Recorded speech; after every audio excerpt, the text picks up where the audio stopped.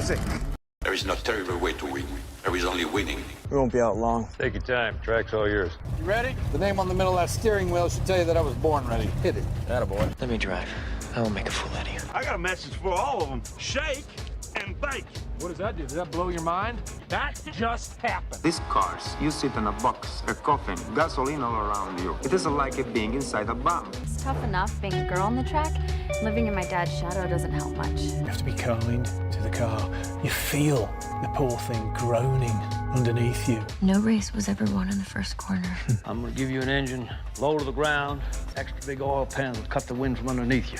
That'll give you 30 to 40 more horsepower. Every one of us has to find a reason to do this. You do it because you're driven. Brakes are warm. Tires are warm. I'll work in the cars and I'll drive and I'll eat and sleep and I'll work in the cars and I'll drive. Damn fast, and when he runs so close together, it requires fantastic concentration and rather special skills. I was beginning to think I'd never be anything more than a piston-happy lead-foot punk.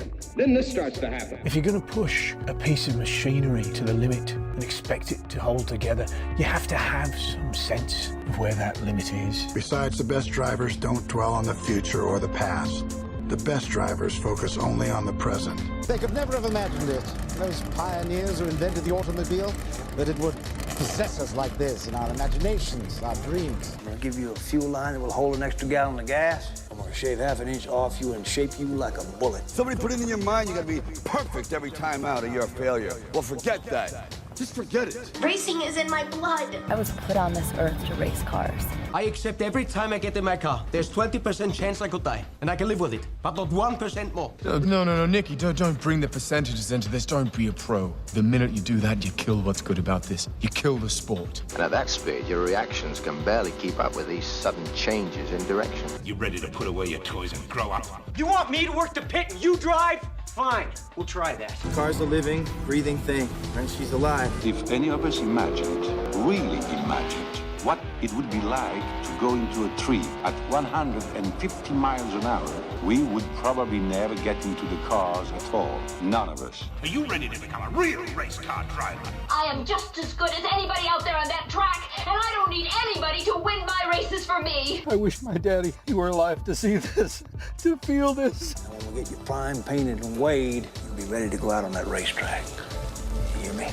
You're gonna be perfect. You don't understand what happens, do you? They make 10,000 cars, they make them exactly the same way, and one or two of them turn out to be something special. Nobody knows why. When I won it was probably the last time I ever felt pure victory. So it has always seemed to me that to do something very dangerous requires a certain absence of imagination. Because I'm quicker than all of you. Soon you will know what it is like to be defeated by the hands of somebody who is truly better than you. The only thing to do here is to drive just as fast as you know how and hope your car doesn't break. And if you no longer go for a gap that exists, you're no longer a racing driver. If you ain't first, you're last. There's 40 other vultures out there who managed to finish the race on their tires. You see Darrell Waltrip using up his tires? There's nothing I can't do with a race car. But hell, isn't that what we're in this for? To stare death in the face and to cheat it?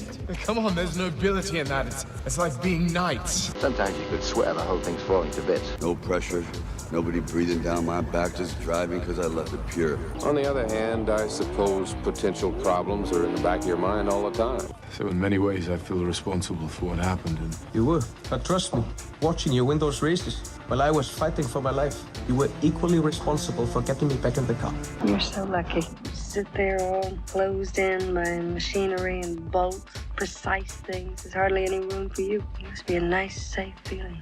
Yeah, you gotta learn to trust something. Might just as well be the seat of your pants. A lot of people go through life doing things badly. Racing is important to men who do it well. When you're racing, it's life. Anything that happens before or after, it's just waiting. We can drive. We can drive beyond the limits of the tires, the engine, the car, anything else. look out there. Out there is the perfect lap. No mistakes. Every gear change, every corner. Perfect. You see it. I just hope when you do, that I'm there to see it. Ask any racer, any real racer. It don't matter if you win by an inch or a mile. Winning's winning. But it isn't just business, is it? What we do. It's passion, love, which is why we're prepared to risk our lives for it. Racing. That's the name of the game, isn't it? Win or lose, put up or shut up. Why does everybody keep telling me what my problem is? That you get so emotional. You would never, ever say that to a guy. If you don't leave your feelings off the track, you're never gonna get what you want. I'm a race driver, and I can win it on my let me race. Fine. Then let's race.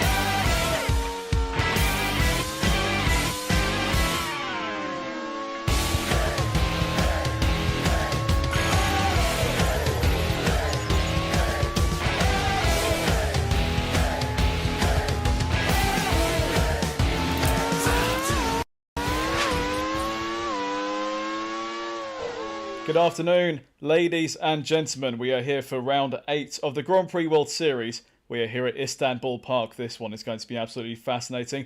It's an amazing track and we have amazing teams and drivers. My name is Topher Smith. Alongside me, an amazing co-commentator, Tom Cairns. Tom, welcome to Istanbul. This is going to be a good one today. And welcome to Istanbul, and I hope this doesn't put the kibosh on the championship itself. And yes, it is a Turkish saying, believe it or not, is the kibosh. But what I would say is, Istanbul Park, an amazing track for any form of racing, really. There hasn't been much racing in the last few years before Formula One actually returned last year. That definitely put up a classic of a race. For the Grand Prix World Series, it's a new venue as well. So, really look forward to this one and how the cars filter around the track. There have been some amazing races here in the real-life world of Formula One, but coming into the Grand Prix World Series, what can we expect? Well, as always, we expect a lot of action, a lot of overtaking, a lot of reliability, or rather unreliability, I should say. But let's actually go in and find out what is going on as we look towards round 8, Istanbul Park. First of all, a driver change in the League 2 race before we get into that one, and that is at Andrea Moda. Lewis Bassendale taking the decision to drop Vincenzo Sospiri down into reserve role and bringing in Jerome D'Ambrosio into his seat.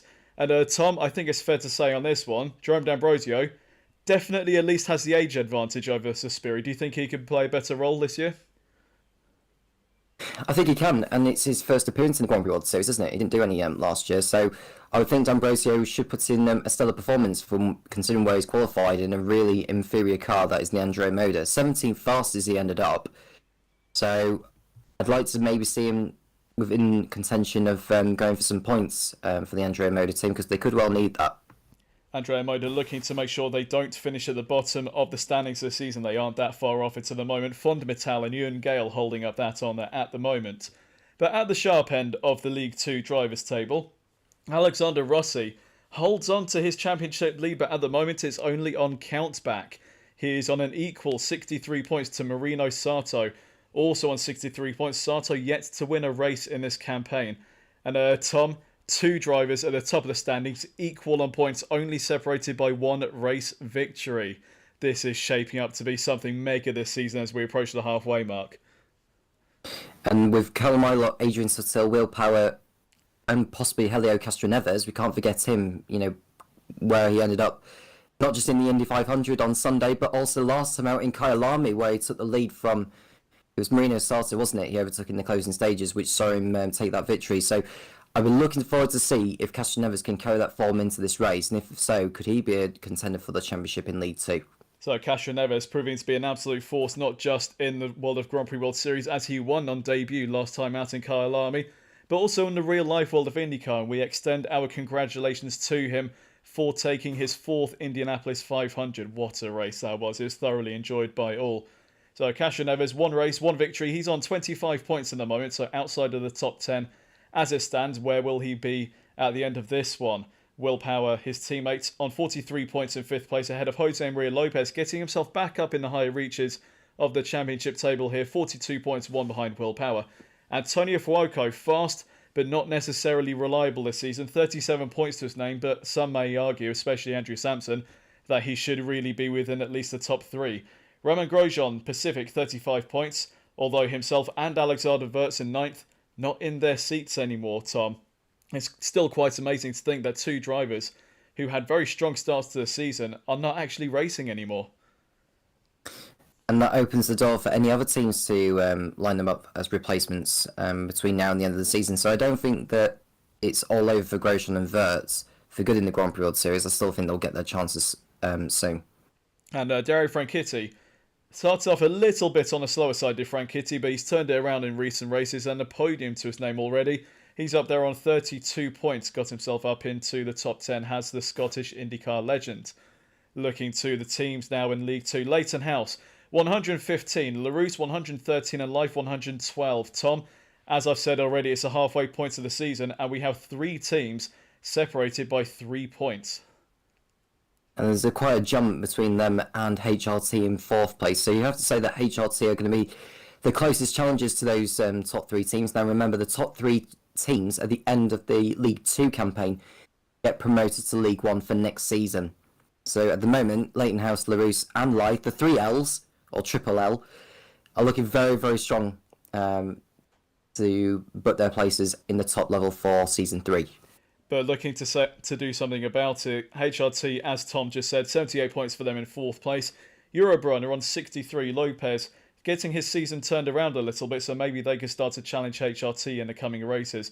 Modena on 48, ahead of Pacific on 46, Colonia on 42, Saxby, the German team, on 31, and Force India, with the recruitment of Jack Aitken into the team, breaking into the top 10, forcing Real down into 11th position.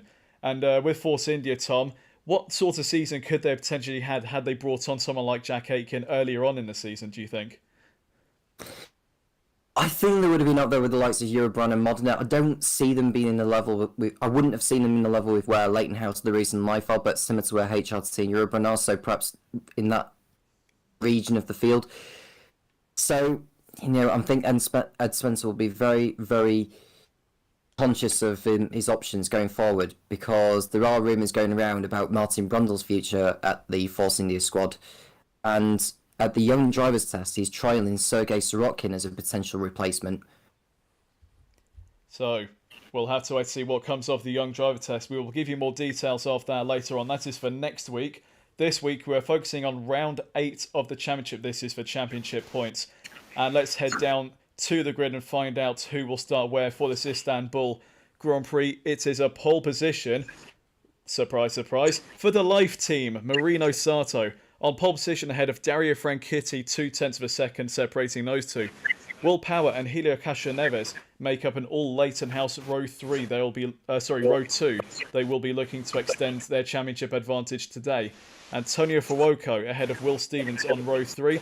And row 4 is made up of Alan McNish and Brendan Hartley, who impressed on his return to the series last time out in Kyalami. Now with the Pacific team after being dropped by Manor earlier on this year. Marcus Finkelhock and Adrian Suttel, it is an all-German row 5. And then Timo Glock makes it another German, 3 Germans there in 9th, 10th and 11th. Callum Eilert, race winner at the season opener Taupo Grand Prix, only 12th on the grid. He will be disappointed with that today. Lucas deGrassi and Perry McCarthy on row 7 ahead of Jose Maria Lopez. And Scott Speed in the Modena started off fairly strongly this season, but hasn't really got the results to show for it since then. Jerome D'Ambrosio on his debut with the Andrea Moda team, the Belgian, heading up row 9 alongside Oliver Turvey, his fellow Formula E racer. Another Formula E star, Sam Bird, at the head of row 10 in 19th position alongside Cristiano De Mata, the former Champ Car champion. Jack Aitken in the Force India, 21st, alongside Mike Conway in 22nd in the Real. Martin Brundle and Enrique Benoldi both on row 12, and then the Rossis, Alexander and Valentino, both taking back of the grid penalties after their various shenanigans at the last race in Kyalami. Tom, Marino Sato's on pole, as you can see here. He hasn't yet won a race this season. Can he do it today? I'm sure he can, as long as he gets a good start, gets good strategy, pulls out a good margin over everyone else, and he should be fine. It'll be interesting to see how Castroneves and Froco get on though from 4th and 5th. There is a very heavy IndyCar presence in 2nd, 3rd and 4th. Franchitti, Power and Castroneves. What can they do against the younger Marino Sato in the heavily powered Life today? We will see in 44 laps time, waiting for lights out here at Istanbul Park for the League 2 Istanbul Grand Prix. And we are off and away in Turkey. It looks like Marino Sato has got a good start, but Frankitti's trying to stay up the inside of him. Got a bit of a good start there from Brendan Hartley, it looks like, going up from P8 on the grid. Franchitti challenging for a lead, but looks like Sato's trying to hold on around the outside, and he does. Marino Sato holds on to his lead, and I think I saw a bit of carbon fibre flying in the background there. We were riding briefly on board there with Alan McNish. I think I saw maybe someone's front or rear wing flying off there, Tom. But Marino Sato holding off the advances of Franchitti and holds on to the lead. Does, and what a start also from Brendan Hartley. He started 8th, I think, on the grid. He's made his way up into 3rd position in the Pacific. An absolutely fantastic start there from the Kiwi, a bit of jostling for position there behind Alexander Rossi, who starts in 25th position. He's already got past a Fonmetal and a Force India there, so that is a good start there for the American, looking to hold on to his championship advantage. He's equal on points with our race leader Marino Sato, so he has a very big task ahead of him today. Sato does indeed continue to lead the race. Frankitti's in 2nd and Brendan Hartley, what a start from him to go from 8th to 3rd in the first few corners. Will Power's in 4th ahead of Helio Castroneves. The 2 Leighton Houses running the line astern. Here is your race leader. Marino Sato looking to pull a gap on Dario Franchitti. His teammate for Woko's in 6th place ahead of Winkelhoff, McNish, Stevens and McCarthy, as Power's down the inside of Hartley. So Hartley, after that fantastic start, he's already lost the position here to Will Power, now becoming the meat and a Leighton House sandwich. So Brendan Hartley quick off the line, but Tom, could this potentially be a sign of things to come if he's already going backwards? Possibly, and this is going to be down to the fuel loads as well, so that'll be worth keeping an eye out. And I think there was a change also for, was it 2nd place as well? Oh no, Frankie's is still in 2nd. Hartley's down to 5th place now behind Castroneves. So Castroneves in 4th, as you point out, Tom. Hartley dropping behind both of the Leighton Houses already. Leighton House, they're wanting to extend their championship advantage, but we've already said it in previous broadcasts, Chris. All he wants out of this season is a top 3 finish in the Constructors at the end of the season. He wants to get up to League 1 and then put his full focus onto taking the main title in Season 3. He's going the right way about it at the moment. He's got Will Power in 3rd and Helio Castroneves in 4th. But will they have a response for the pace of Marino Sato here? There is Will Stevens trying to challenge Perry McCarthy, having a very good drive here at the moment. McCarthy started P14 and he's up into P9. There's Sam Bird already into pits. So Tom, we saw it earlier. I think I saw some carbon fibre flying at the first corner. Might well have been Sam Bird if he's in the pits this early. Yeah, he's got a long way to capture to the rest of the field now as Sam Bird, but at least he's got some clear track and maybe try and get some fastest laps before he does come in for his scheduled stop. His Zach Speed teammate Lucas Di Grassi running in 15th position. So at the moment it's going to be 0 points for Mike Smith and the Zach Speed team, but we have a long way to go here. We are only on lap 2 out of 44. Reliability, of course, does play a part in the Grand Prix World Series. You can have a fast car, but it might mean you might have an unreliable car. And I don't wish that to be an omen upon anyone in this race, but we'll wait and see how it all transpires. Marino Sato at the front. He's finished every race he's taken part in so far, but yet to score a victory. So maybe today is a day that he finally gets the job done and comes home in 1st position. We're riding on board here with...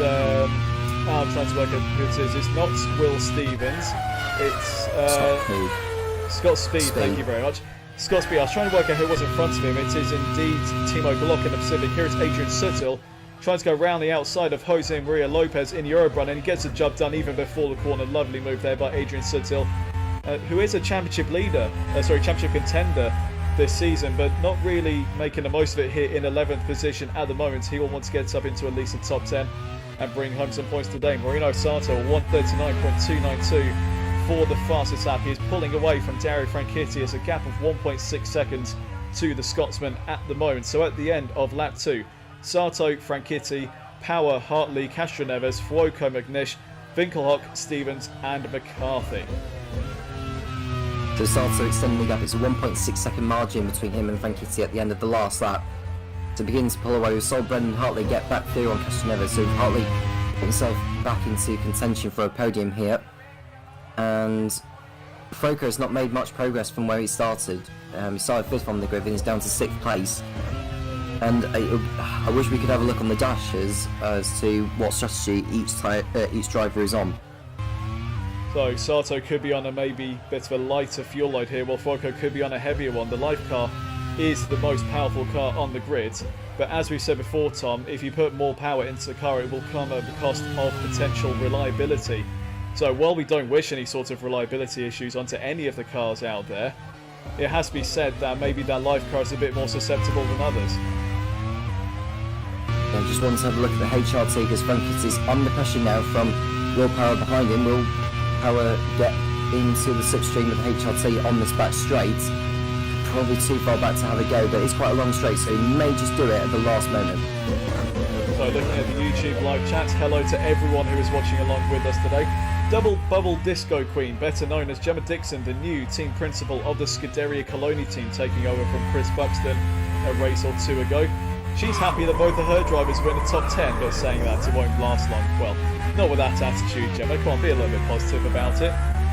You've currently got McNish in 6th, and McCarthy has just dropped out of the top 10, so yeah, maybe put some comments to bed a little bit there, but still running in this race. There's a long way to go. They could still score some points yet, and we just saw Antonio Fuoco going into it, McNish in 6th, Castroneves down into P7. I wonder if he has had an issue of some sort.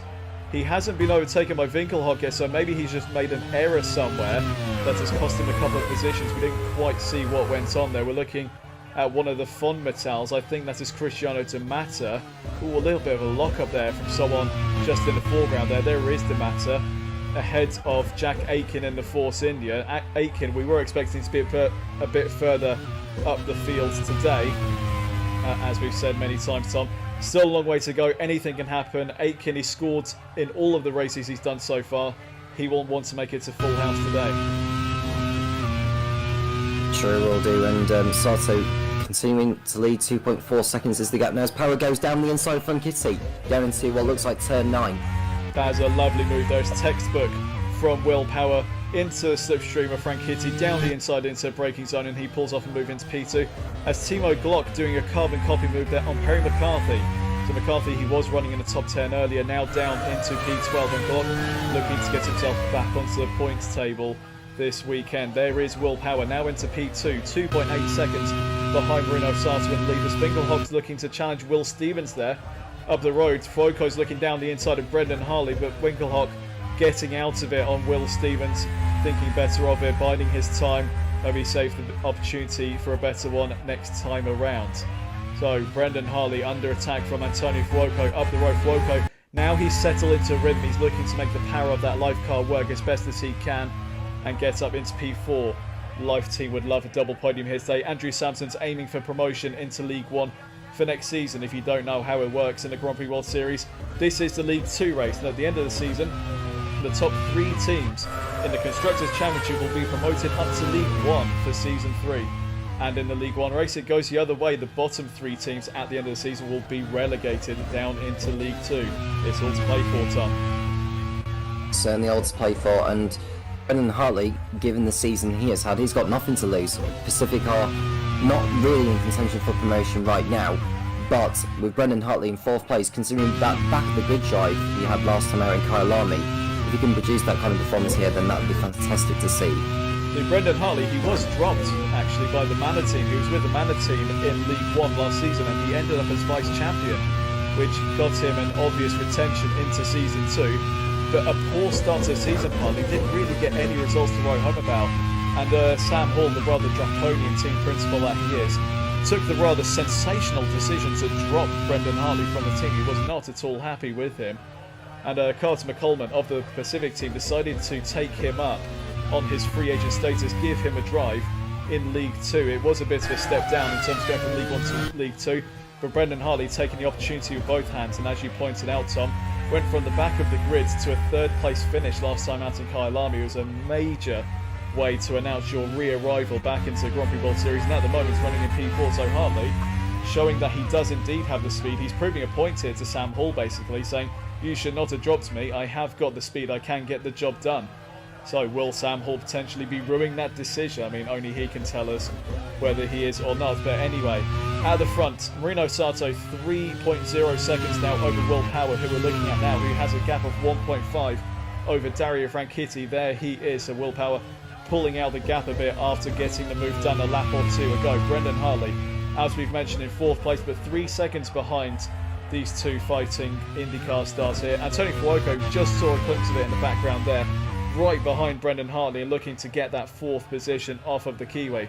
Alan McNish in 6th ahead of Helio Castroneves, was running up in 4th earlier, dropped down a few positions to P7. Will Stevens is in 8th, Winkelhock in 9th, and Suttil up into the top 10.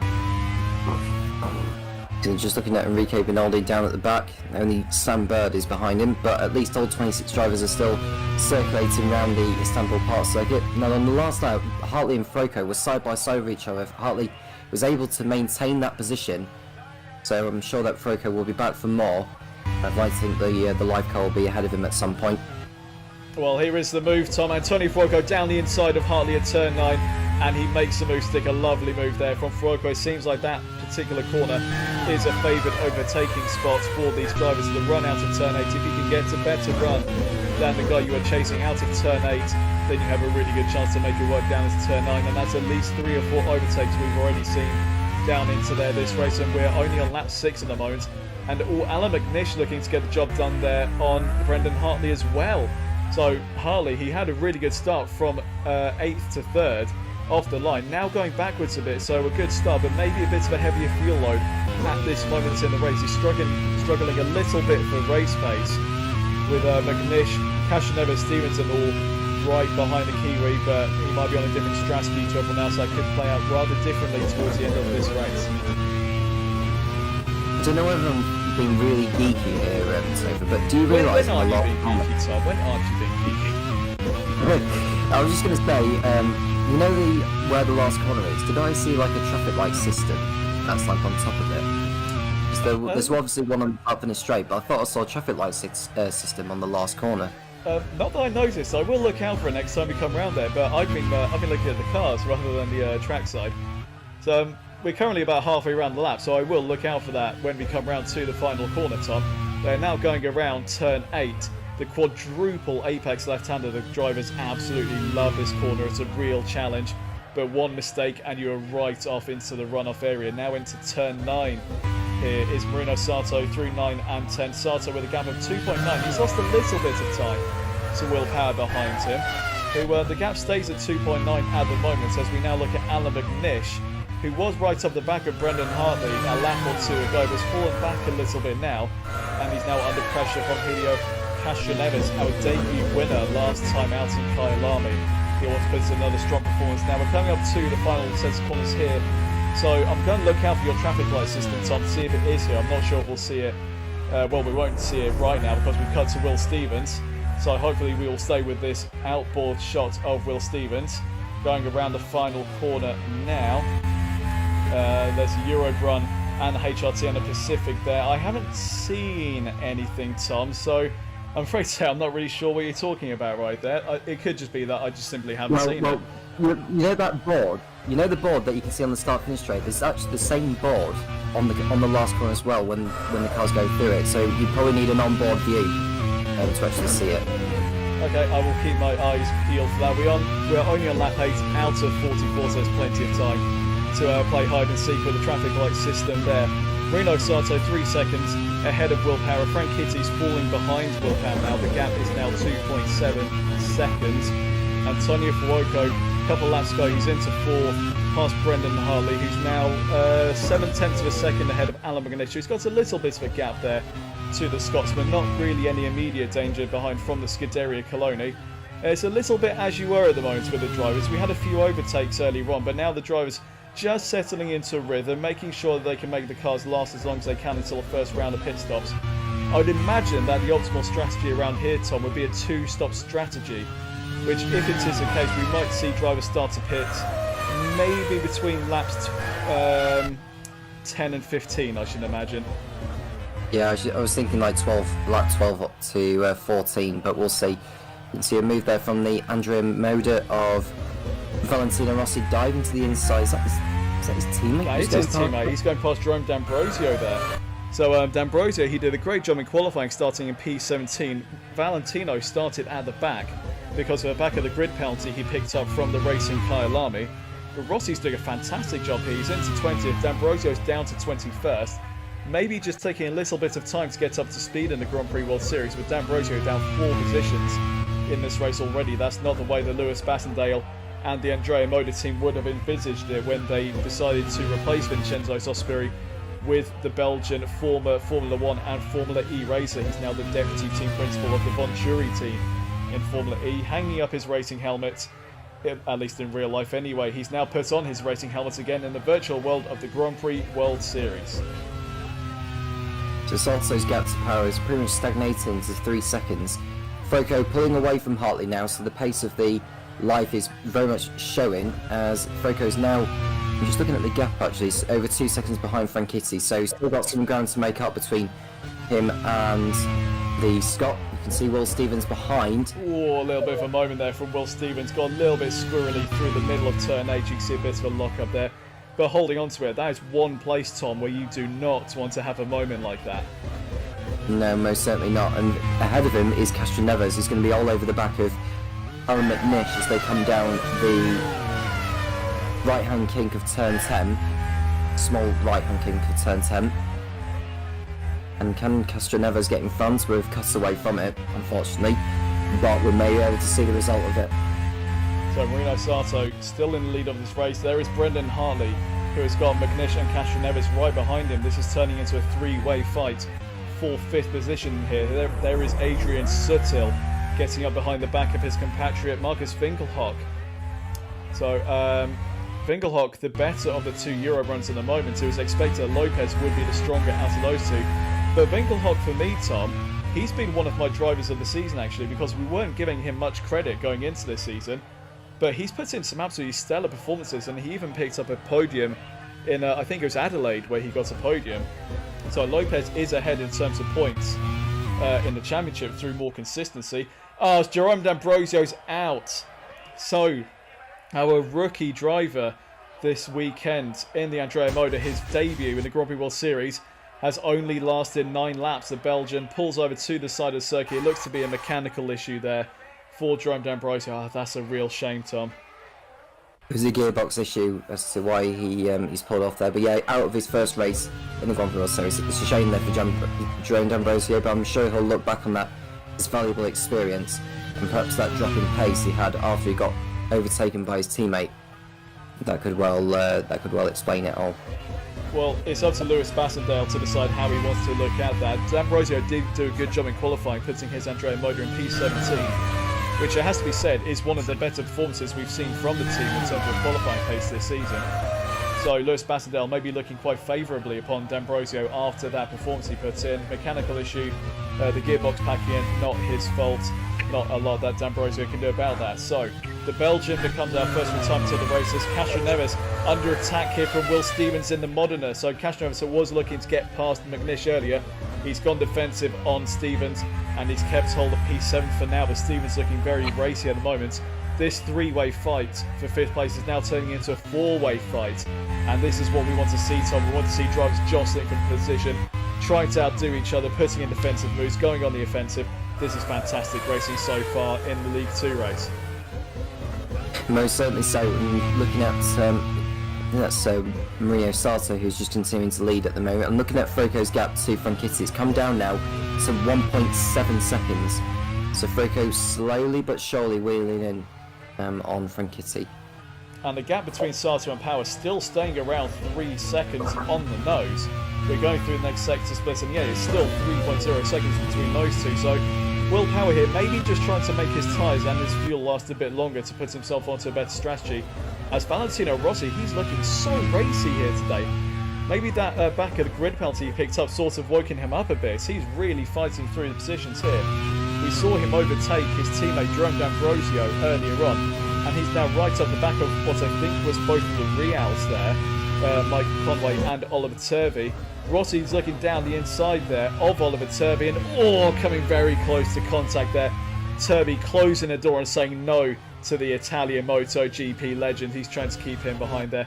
But Rossi at the moment is looking very racy, and that's Andrea Moda, as Di Grassi trying to get past Perry McCarthy here, but doesn't quite have it under braking to get the move done into turn 9.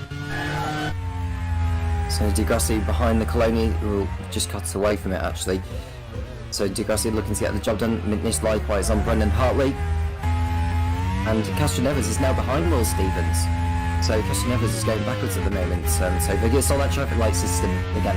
I've just spotted it again, so I don't know if you managed to spot it as well. But I did spot it. I'm not saying that I didn't believe you earlier, Tom. I just hadn't seen it yet, but I have now. That's very observational there from you. Mr. Tom Cairns, that's why you're alongside me in the com box. You spot the things that I don't. So, Will Power, second place, still 3.0 behind Marino Sato. Just content to stay in second at the moment. We're only a quarter of the way through the race. We're on lap 12 out of 44. Here's a nice little battle going on here, Tom. The two Fon Battals with a Force India between them. I think that Force India might be Jack Aitken between Cristiano D'Amata and Enrique Benoldi. So they're all fighting for the lower positions here at the moment. Maybe if there is some attrition later on into this race, they could be fighting for some potential points. But at the moment, this has been a very good race attritionally, Tom. We've only seen one retirement, which was for Jerome D'Ambrosio in the Andrea Moda, but we've seen other races where by this point in the race, by quarter distance, we've had almost half the field gone. There's a bit of an exaggeration there, Topher, but I do perfectly agree with you. Yeah, well, it's been a good race so far and a good circuit to have the Grand Prix World Series out. We've seen a lot of overtaking in this phase of the race. We can see Di Grassi, can he finally get the job done on the Coloni? Not through turn 9. So that Zaxby doesn't really have that final bit of oomph, does it? It looks like Di Grassi's getting good speed out of the corners, but that Coloni is a bit more powerful than the Zaxby in terms of its straight line speed. So Di Grassi here's got good traction, but doesn't quite have the legs to get the job done when it comes to the end of the straight. So Di Grassi stuck in 13th place effectively, not able to get past the Coloni of Perry McCarthy. They've got Timo Glock just up the road from them in 11th, just off points at the moment behind Adrian Sutil. That gap is still 3.0. I'm finding this absolutely amazing, Tom, that gap is so consistent between two of them. Oh, D'Amata almost up the back of Jack Aitken there. Almost a collision.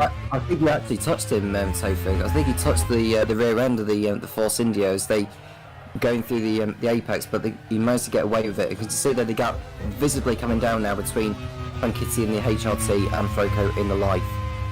So they may well have come into contact there. It was at least very close between those two. You wouldn't really want to be much closer than that.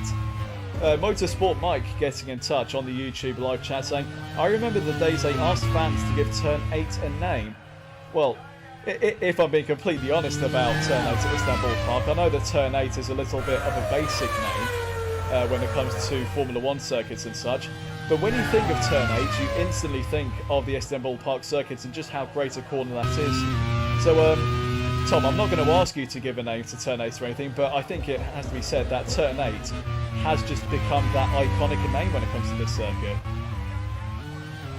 I couldn't agree with you more. I mean, to be honest, you've got to come out with an original name for it rather than using a name that already exists in the world. And you've just seen that Di Grassi behind the Coloni now of Henry McCarthy. Does he finally get it done into turn 12? The answer is no, so he sits behind once more. And Franchitti, you can see the gap now between him and Froco, less than 1.2 seconds at the end of that last lap. Froco trying to get up to the back of the HRT here and potentially make it a double podium for the Life team. So the Life team, I think they've already got, 2 double podiums this season. I'm sure you'll correct me if I'm wrong on that, Tom. They've got a very powerful car, but because they're a bit more powerful, they don't necessarily have the reliability. So in some ways, it's been a little bit win or bust for the Life team. Sato has been consistent in his point scoring, but Fuoco, on the other hand, he's either been running right up near the front or right near the back with a mechanical issue. Benoldi, the first of the drivers to come in for what looks like a scheduled stop at the end of lap 13. And how long will it be for some of the drivers who seemingly on 2 stops? We're looking at possibly Sato, Power. I think that's probably the drivers that we know potentially is going to be going on to a 2 stop. Let's see what Marino Sato does. Does he decide to duck into the pits at the end of this lap. It seems like he will be on a very similar fuel strategy to Will Power. They've got pretty much identical pace at the moment. Enrique Benoldi, the first driver to come in for a scheduled pit stop, signalling the opening of the pit window for the two stoppers, I should imagine. Marino Sato has carried on, and it looks like Will Power has ducked into the pits. We didn't see him behind Sato. And yes, it comes up there on the graphic. Will Power is in the pits, and Sato's going out. So I thought he just went in deeper. He's actually out of the race. It's a transmission issue for the Japanese driver. Oh, he was controlling this race so well from the front, but he becomes our second retirement of the League 2 Istanbul Grand Prix. Oh, he was doing so well from the front, Tom, leading from pole position, looking set to take what could have been his debut victory in the Grand Prix World Series, but it has come to naught for the Japanese. Oh, that's such a shame for the live team. That's another race victory robbed of him as well. Remember last time out in Kyalami where Froco was leading with only 4 laps remaining after dominating it? We've said it, Tom, reliability is a big issue when it comes to the Grand Prix World Series. We're now seeing some drivers start to come in from the pits. Chris Cavaney on the YouTube live chat pointing out that is Marino Sato's first retirement of the season. Absolutely correct. Sato has been a consistent point scorer since debuting in the Grand Prix World Series in round 2 of this season. That is his first retirement, and of all places, Tom, it came while leading the race. I don't know what I can say about that, Tom. It's such a shame for one side of the live team, but meanwhile they have got the other one right here, Antonio Fuoco, potentially on for a podium today. Yeah, it's a blow to the team in their quest for promotion as well. And Franchitti, now this is good news for him because he's now leading the Istanbul Grand Prix. I don't know if he's going to be on a 2-stop or a 1-stop. If he's on a 1-stop, that may well be the better strategy. Now, Will Power is at the moment... we got Scott Speed going slow. Sorry to cut across you, Tom. Scott Speed with an engine blowout there. He becomes our third retirement of the race on lap 15. So Scott Speed, I don't think he was running up in the points. I think he's around about 13th, 14th position. So he could have benefited from attrition later on, but not if he is one of the attrition himself. Scott Speed out of the race. He is our third retirement. That is a shame for the Modena team, but they've got the other side of the garage. Will Stevens there in P5. Not all is done for Modena just yet, but we're through the pit stop phase at the moment. We will still need to wait and see who filters out where when everyone comes in for their first pit stops. So for a pit stop, you're probably looking at around, at the very minimum, 25 seconds.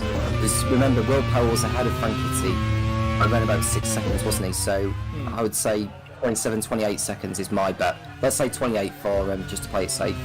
Yeah, I think I agree with you on that one there, Tom. So Will Power down in 12th at the moment, but he's one of the earlier pit stoppers. Franchitti in the lead with Antonio Fuoco right behind him. You can see the gap there. It's half a second on the graphics, but you don't really need to see the graphics to see how close the Italian is to the back of the Scotsman. Go Bobby on the YouTube live chat. Hello everyone, says Go Bobby.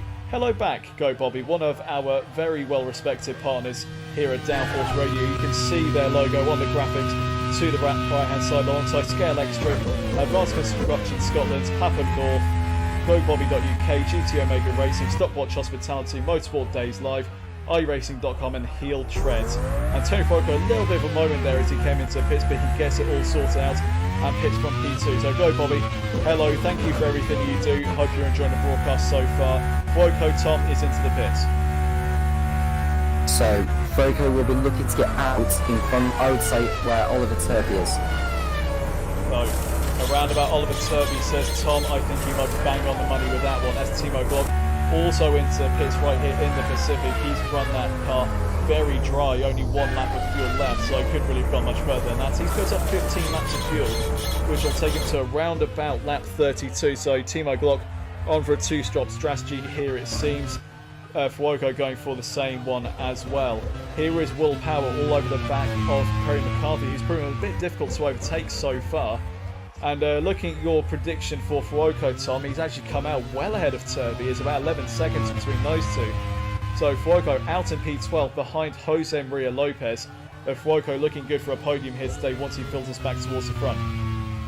Well, I want to see what the gap actually is by the time Fuoco gets into Sector 1, because that time will have been set when he start from the start finish line before he exits the pits. It's 26 seconds, so I think my prediction of 27 or 28 seconds is round about right. Yeah, I think you are absolutely spot on there, Tom. We've had a few pit stops already. We've still got a few yet to come. Dario Franchitti in the lead, but yet to pit. Hartley in second, but yet to pit. Alan McNish in third, but yet to pit. The net race leader at the moment. Who was in the lead earlier, Tom? I've completely gone blank on that one. It was Rio Sarto who stopped out on the circuit, and Will Power pitted before he actually retired. Yeah, so Will Power, probably say then. I think I got a little bit confused by Sarto there, because he was leading, but he's not there anymore. So I'm thinking, well, who is leading now then? So Will Power theoretically should filter back out into the lead when the top 7 have come in for their pit stops. They're not coming in just yet. So potentially on differing strategies here. Maybe they're going on to one-stoppers here. We haven't yet seen their fuel loads. So we will find out a bit later on. But as it stands, Dario Franchitti, 8.4 seconds in the lead of Brendan Hartley, and not under any pressure at the moment. He can just run to his fuel number. Alan McNish in third, Will Stevenson fourth, ahead of Helio Castroneves, our debutant winner last time out in Kyalami. Adrian Sutil, P6, ahead of fellow German Marcus Finkelhock in 7th. Will Power, our net race leader, in 8th. Perry McCarthy 9th, and Lucas Di Grassi in attack speed up into P10. And we've got Oliver Turvey off there. Sorry, Tom. Oliver Turvey has gone out. It looks to be a mechanical issue there. Ed Hunter had just said in the YouTube comments he thinks Turvey might be trying to one-stop. Well, he is one-stopping, but it's one-stop by the barriers at the side of the circuit. Oliver Turvey, unfortunately, out of the Grand Prix. That is his second retirement in as many races. Turvey coming in as a replacement at the Real team for Neil Jarney, who was underperforming, I think it's fair to say. Ed Hunter recognised that and decided to replace him with reserve driver Oliver Turvey, who hasn't done a bad job, to be fair. The Real isn't one of the fastest cars on the grid, but he's been there or thereabouts in terms of Conway's pace. But in terms of retirements, it's 2 for 2 at this point in the season. Will Stevens just got past McNish, and now Castroneves looks to get in on the outside. In fact, Castroneves, I don't think he's pitted in this race either, so Castroneves is having a very frustrating one so far. There's still a long way to go here today. Castroneves not coming for his first pit stop yet. He's running in 5th place, so still on for a good haul of points here today. I think 5th place, I think he'd be more than happy with that, given that is only his second Grand Prix World Series race at the moment. Double bubble disco queen, Gemma Dixon, hoping that she's not going to jinx anything today. Well, currently, she has Alan McNish in P4 and Perry McCarthy in P10. As down the inside of one of the Fon Metals goes Alexander Rossi.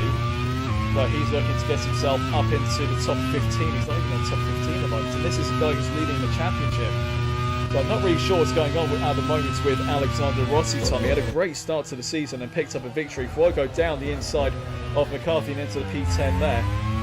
Tom, Rossi, he's had a very inconsistent season in some ways. He is leading the championship, but I feel as though he's not really scoring points on enough of a consistent basis to be able to maintain that challenge. If we look at where he finished last time out in Kyalami, in fact, Rossi came in with a 4th place finish. The 2 races before that wasn't quite there, was he? So, yeah, it's another one of those strange races really for Rossi, but we know that Sarto has already pulled out.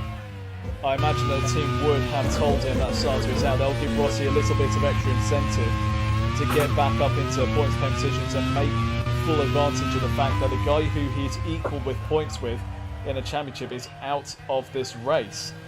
So we still have a long way to go. Rossi outside of the top 15. There is your race leader, Dario Franchitti. Both HRTs doing very well.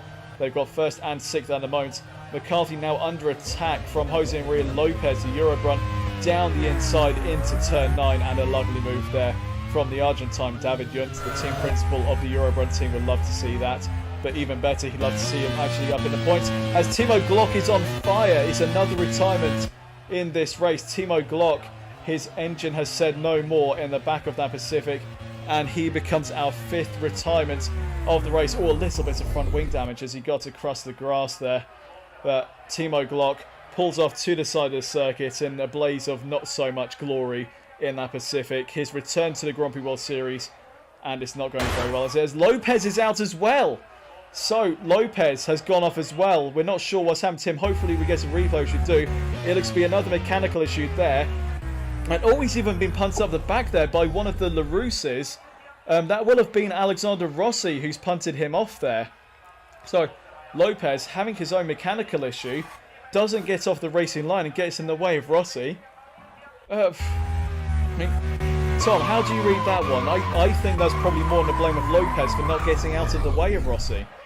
Yeah, I mean, Lopez should have pulled off sooner there. It looks like a water leak, so I just hope he hasn't left too much fluid onto the racing line. But yeah, I wouldn't put any blame on Rossi on that one. I think it's more of Lopez not pulling off sooner. Yeah, I don't think I'm going to place that much blame on Alexander Rossi at all. He couldn't really see where he was going in a plume of smoke or steam or whatever that was anyway. But, yeah, problem there for Jose Maria Lopez, and he's out of this race, as is Timo Glock with an engine issue. Chris Cavaney pointed out that it was actually Callum Ilott who hit the back of Lopez. I thought it said that Rossi was behind Lopez on the graphics, so maybe just misread that one. We were looking at the back of the livery, so I couldn't quite make out whose helmet it was. But as we said, we really think that that was more the fault of Lopez. Whether the stewards will see it in the same way, that remains to be seen. We now have 6 retirements from this Grand Prix. Ambrosio, the first of those outs with a gearbox issue. Marino Sato retiring from the lead, also with a gearbox issue. Scott Speed's engine gave way before Oliver Turvey had his own gearbox issue. And then 2 subsequent engine failures for both Timo Glock and Jose Maria Lopez. 20 drivers still running in this race. Sam Bird, the last of those.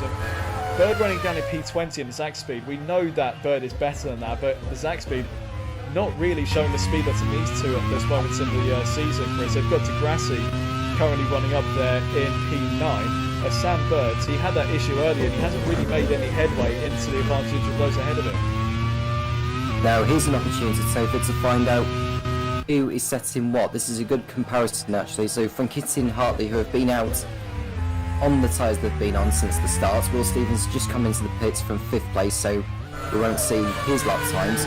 But Will Powers is setting a 1:40.5. That may be because he's been held up by another car. So yeah, in terms of the difference in the laps, it's not too different in comparison to what we were expecting. Lucas Degrassi into the pits from P10, so we will see where that particular Zach Speed filters out again. It looks to me, Tom, like the guys who are currently out the front, the likes of Franchitti, Hartley and Castroneves, are going on to one-stop strategies here. We are almost at the halfway point of this race. We've already had Will Power and Antonio Fuoco into the pits. The top 5 yet to pit in this race. There is your current race leader in the HRT.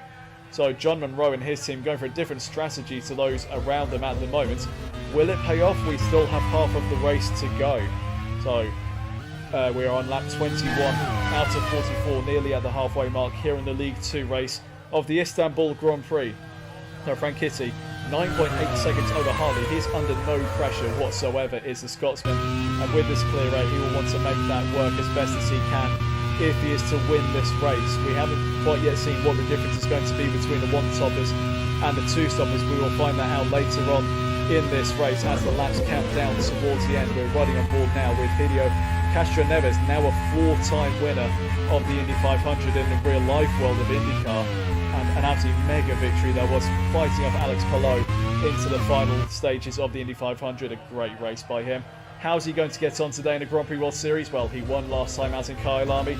Can he make it 2 from 2? He's currently running 3rd, but off strategy to those like Will Power and Antonio Fuoco. Correct me if I'm wrong, is he the first driver to win on debut in the Grand Prix World Series? I would have to go back and check all of my notes, actually. Let me just find them here. So, in League 1, Stoffel Van Dorn won on his return in career, so not quite on debut.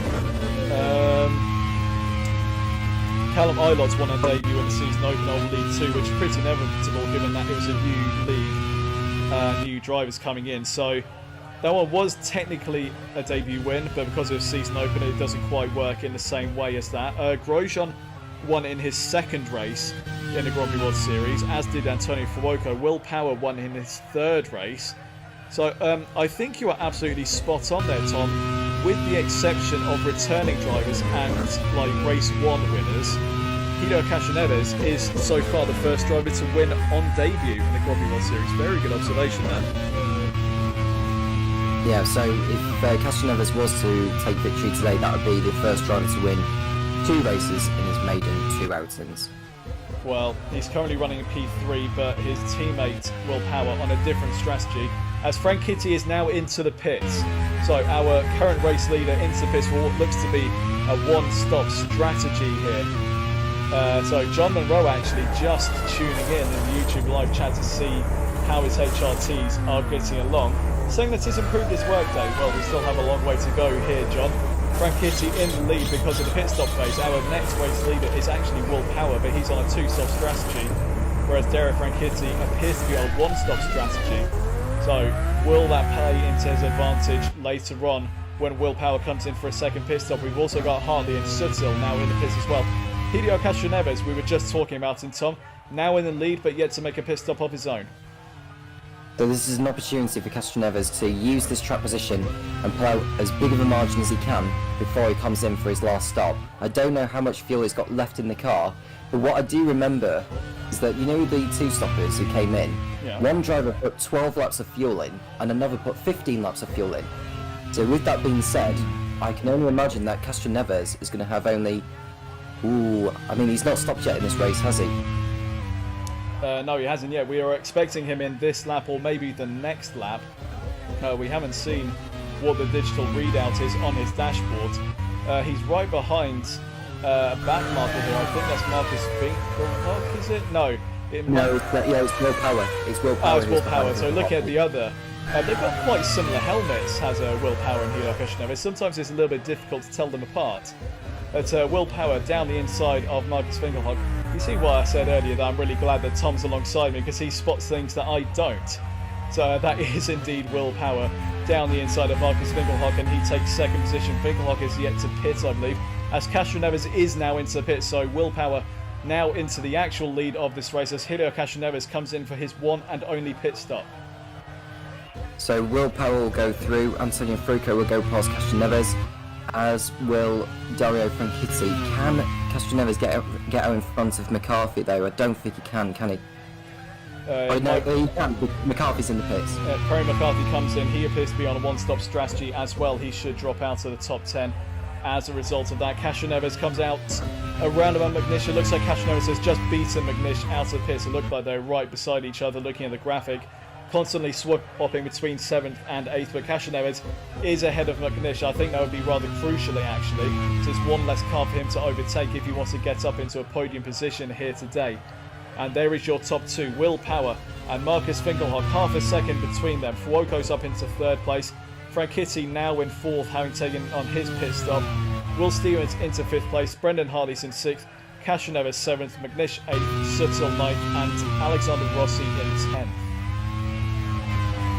This is interesting, Topher. You know, last time out in Kyalami where the one-stoppers had absolutely no pace, it was the worst strategy to be on. Well, today, Finkelhock, even though he hasn't pitted yet, he's staying well in touch with Will Power actually yet. So there's still life left in that Euro 1 after all.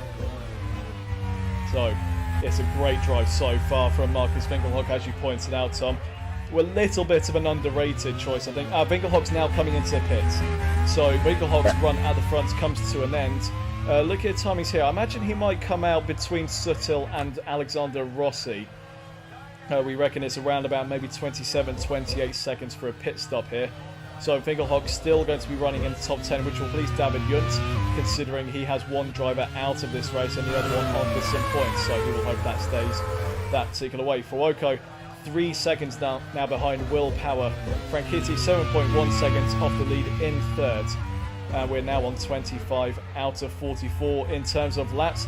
There is Antonio Fuoco, looking for his second race victory of his career and of the season. He's got a long way to go and he's got to close in that gap to Will Power. 3 seconds the deficit as it stands at the moment. And through the next sector, he's brought it down by just over a 10th there. So eating a little bit into the lead of Will Power there, Tom. But not so much at the moment that he's going to make any sort of pressure on the Australian at the moment.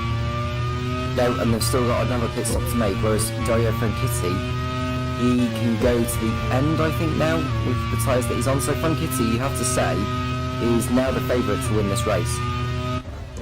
Well, we still have a long way to go here, Tom. I'm not sure if we could talk about any favourites for the race just yet. You see what happens in the Grand Prix World Series. We've had some issues where people have gone out on the last lap or in the remaining few laps. as Will Stevens under attack from Helio Castroneves here. Down the inside into turn 9, and that is Castroneves up into P5. He's making those fresh tyres work to his advantage. So one stopper at this moment in time, Tom. Looks like it could be a good call, but he's going to have not as good tyres when we get into the final stages of this race. So I want to have a look at Vingegaard. He's 5 seconds behind Suttil now, so he's got some track position to put in some really fast laps. I can imagine he'll set the fastest up in the moment, Topher, so that's something to look out for. We will keep an eye on that. And on the screen, there are your 6 retirements: D'Ambrosio, Sato, Speed, Turvey, Glock, and Lopez. 20 drivers left running in this race. Jack Aitken, the last out of those, as it stands at the moment in the Force India. Aitken came in and scored 2 points finishes in 2 races on his debut into the Grand Prix World Series. It was a fantastic start to his career in this championship with Force India and Ed Spencer's team. But today, not really doing so much of a good job is Jack Aitken. He started in 21st here today, and at the moment running last of the remaining drivers.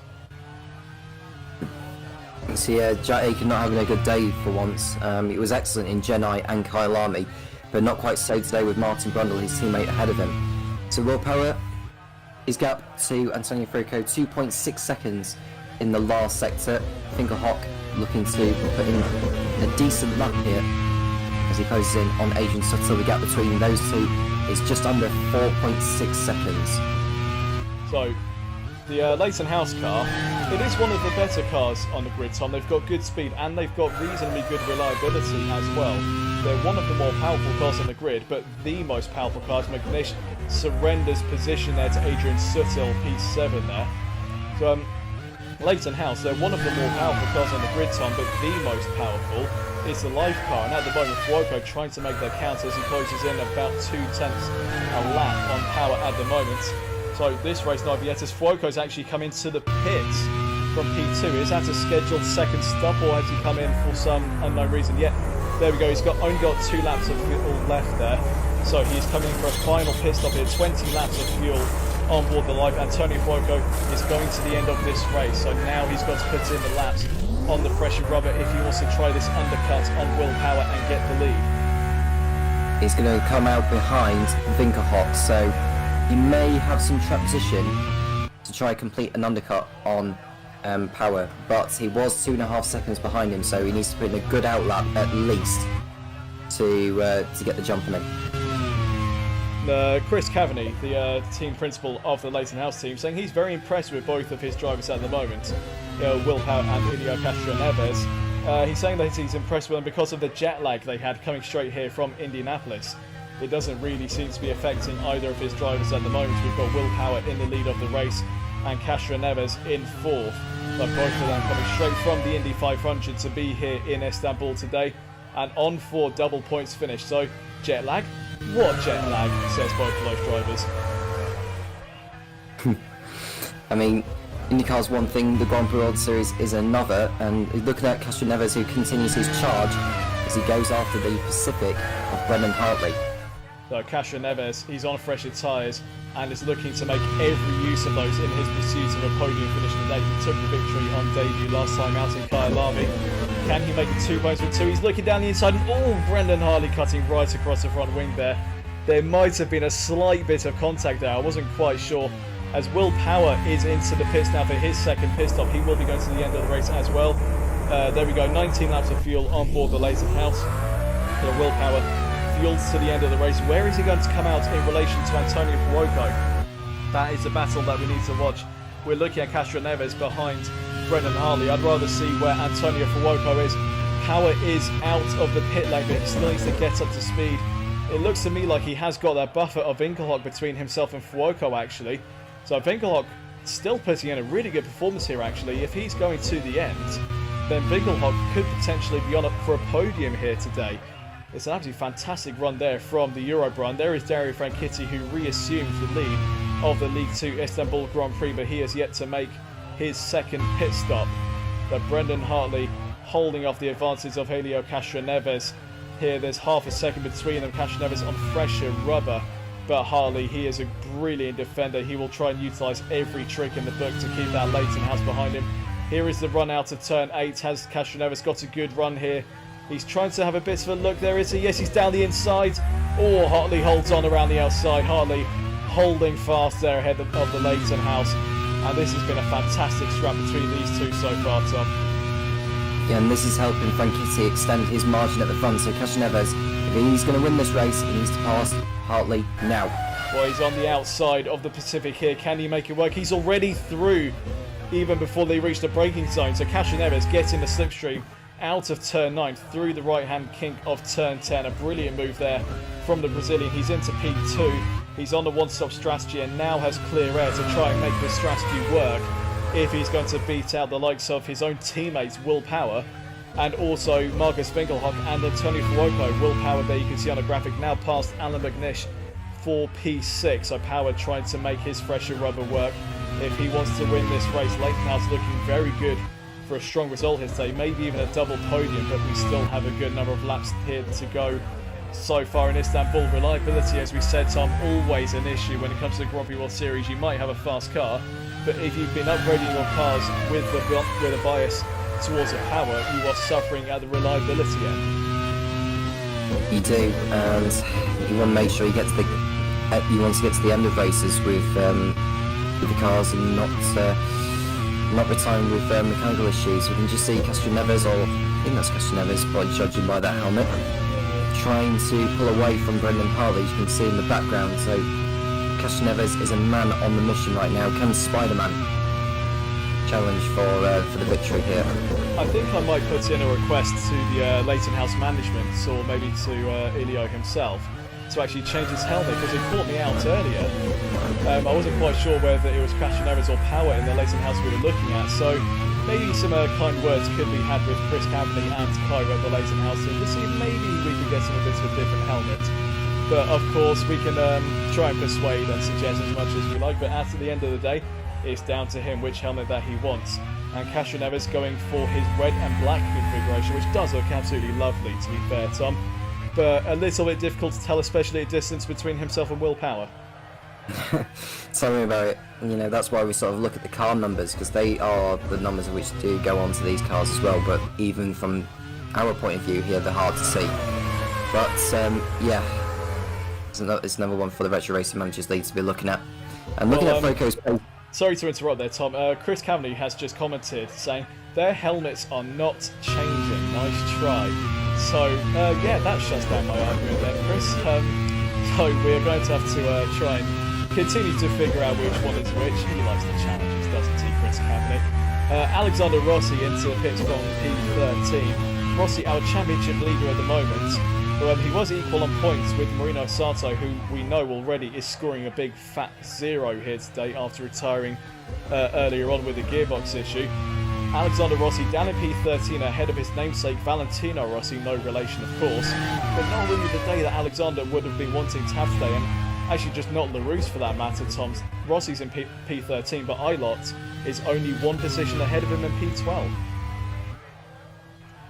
So you know, it looks like that the Roos are going to come away here with no points. There's still some way to go yet in this one, but I think their best chance is getting 10th at the moment, considering the gap between Finkelhock and McCarthy.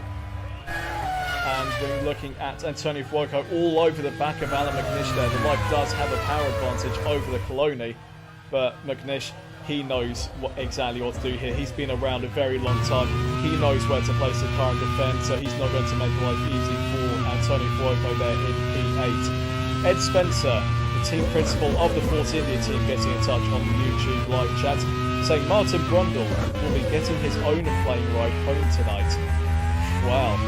But there have been rumours going around, Tom, that Ed Spencer's not completely happy with Martin Brundle and he might be looking to change him following the young driver test we've got coming up next week.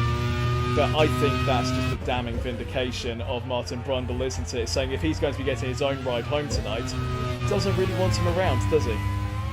Well, it depends how hungover Martin was following his 62nd birthday yesterday, I think it was. But oh yes, of course. Yes, happy birthday for yesterday, Martin Brundle. If you happen to be watching this, a very happy birthday to you. Keep up the good work on Sky Sports F1. We tune in every week to watch it. We love your co-commentary alongside David Croft. So we hope you enjoyed your birthday. Hope you don't have too much of a hangover. But I think Ed Spencer might be thinking about replacing you in the Grand Prix World Series. Well, I'm sure he's got bigger fish to be frying than competing in the Grand Prix World Series with Martin. Anyway, we know which commitment he'd be happy to do, but we're just looking at Antonio Franco, who gets past the colony of Alan McNish to go up into P7. Next man up is the HRT of Adrian Suttle, which will be a very tasty encounter because HRT are the outsiders in the race for promotion.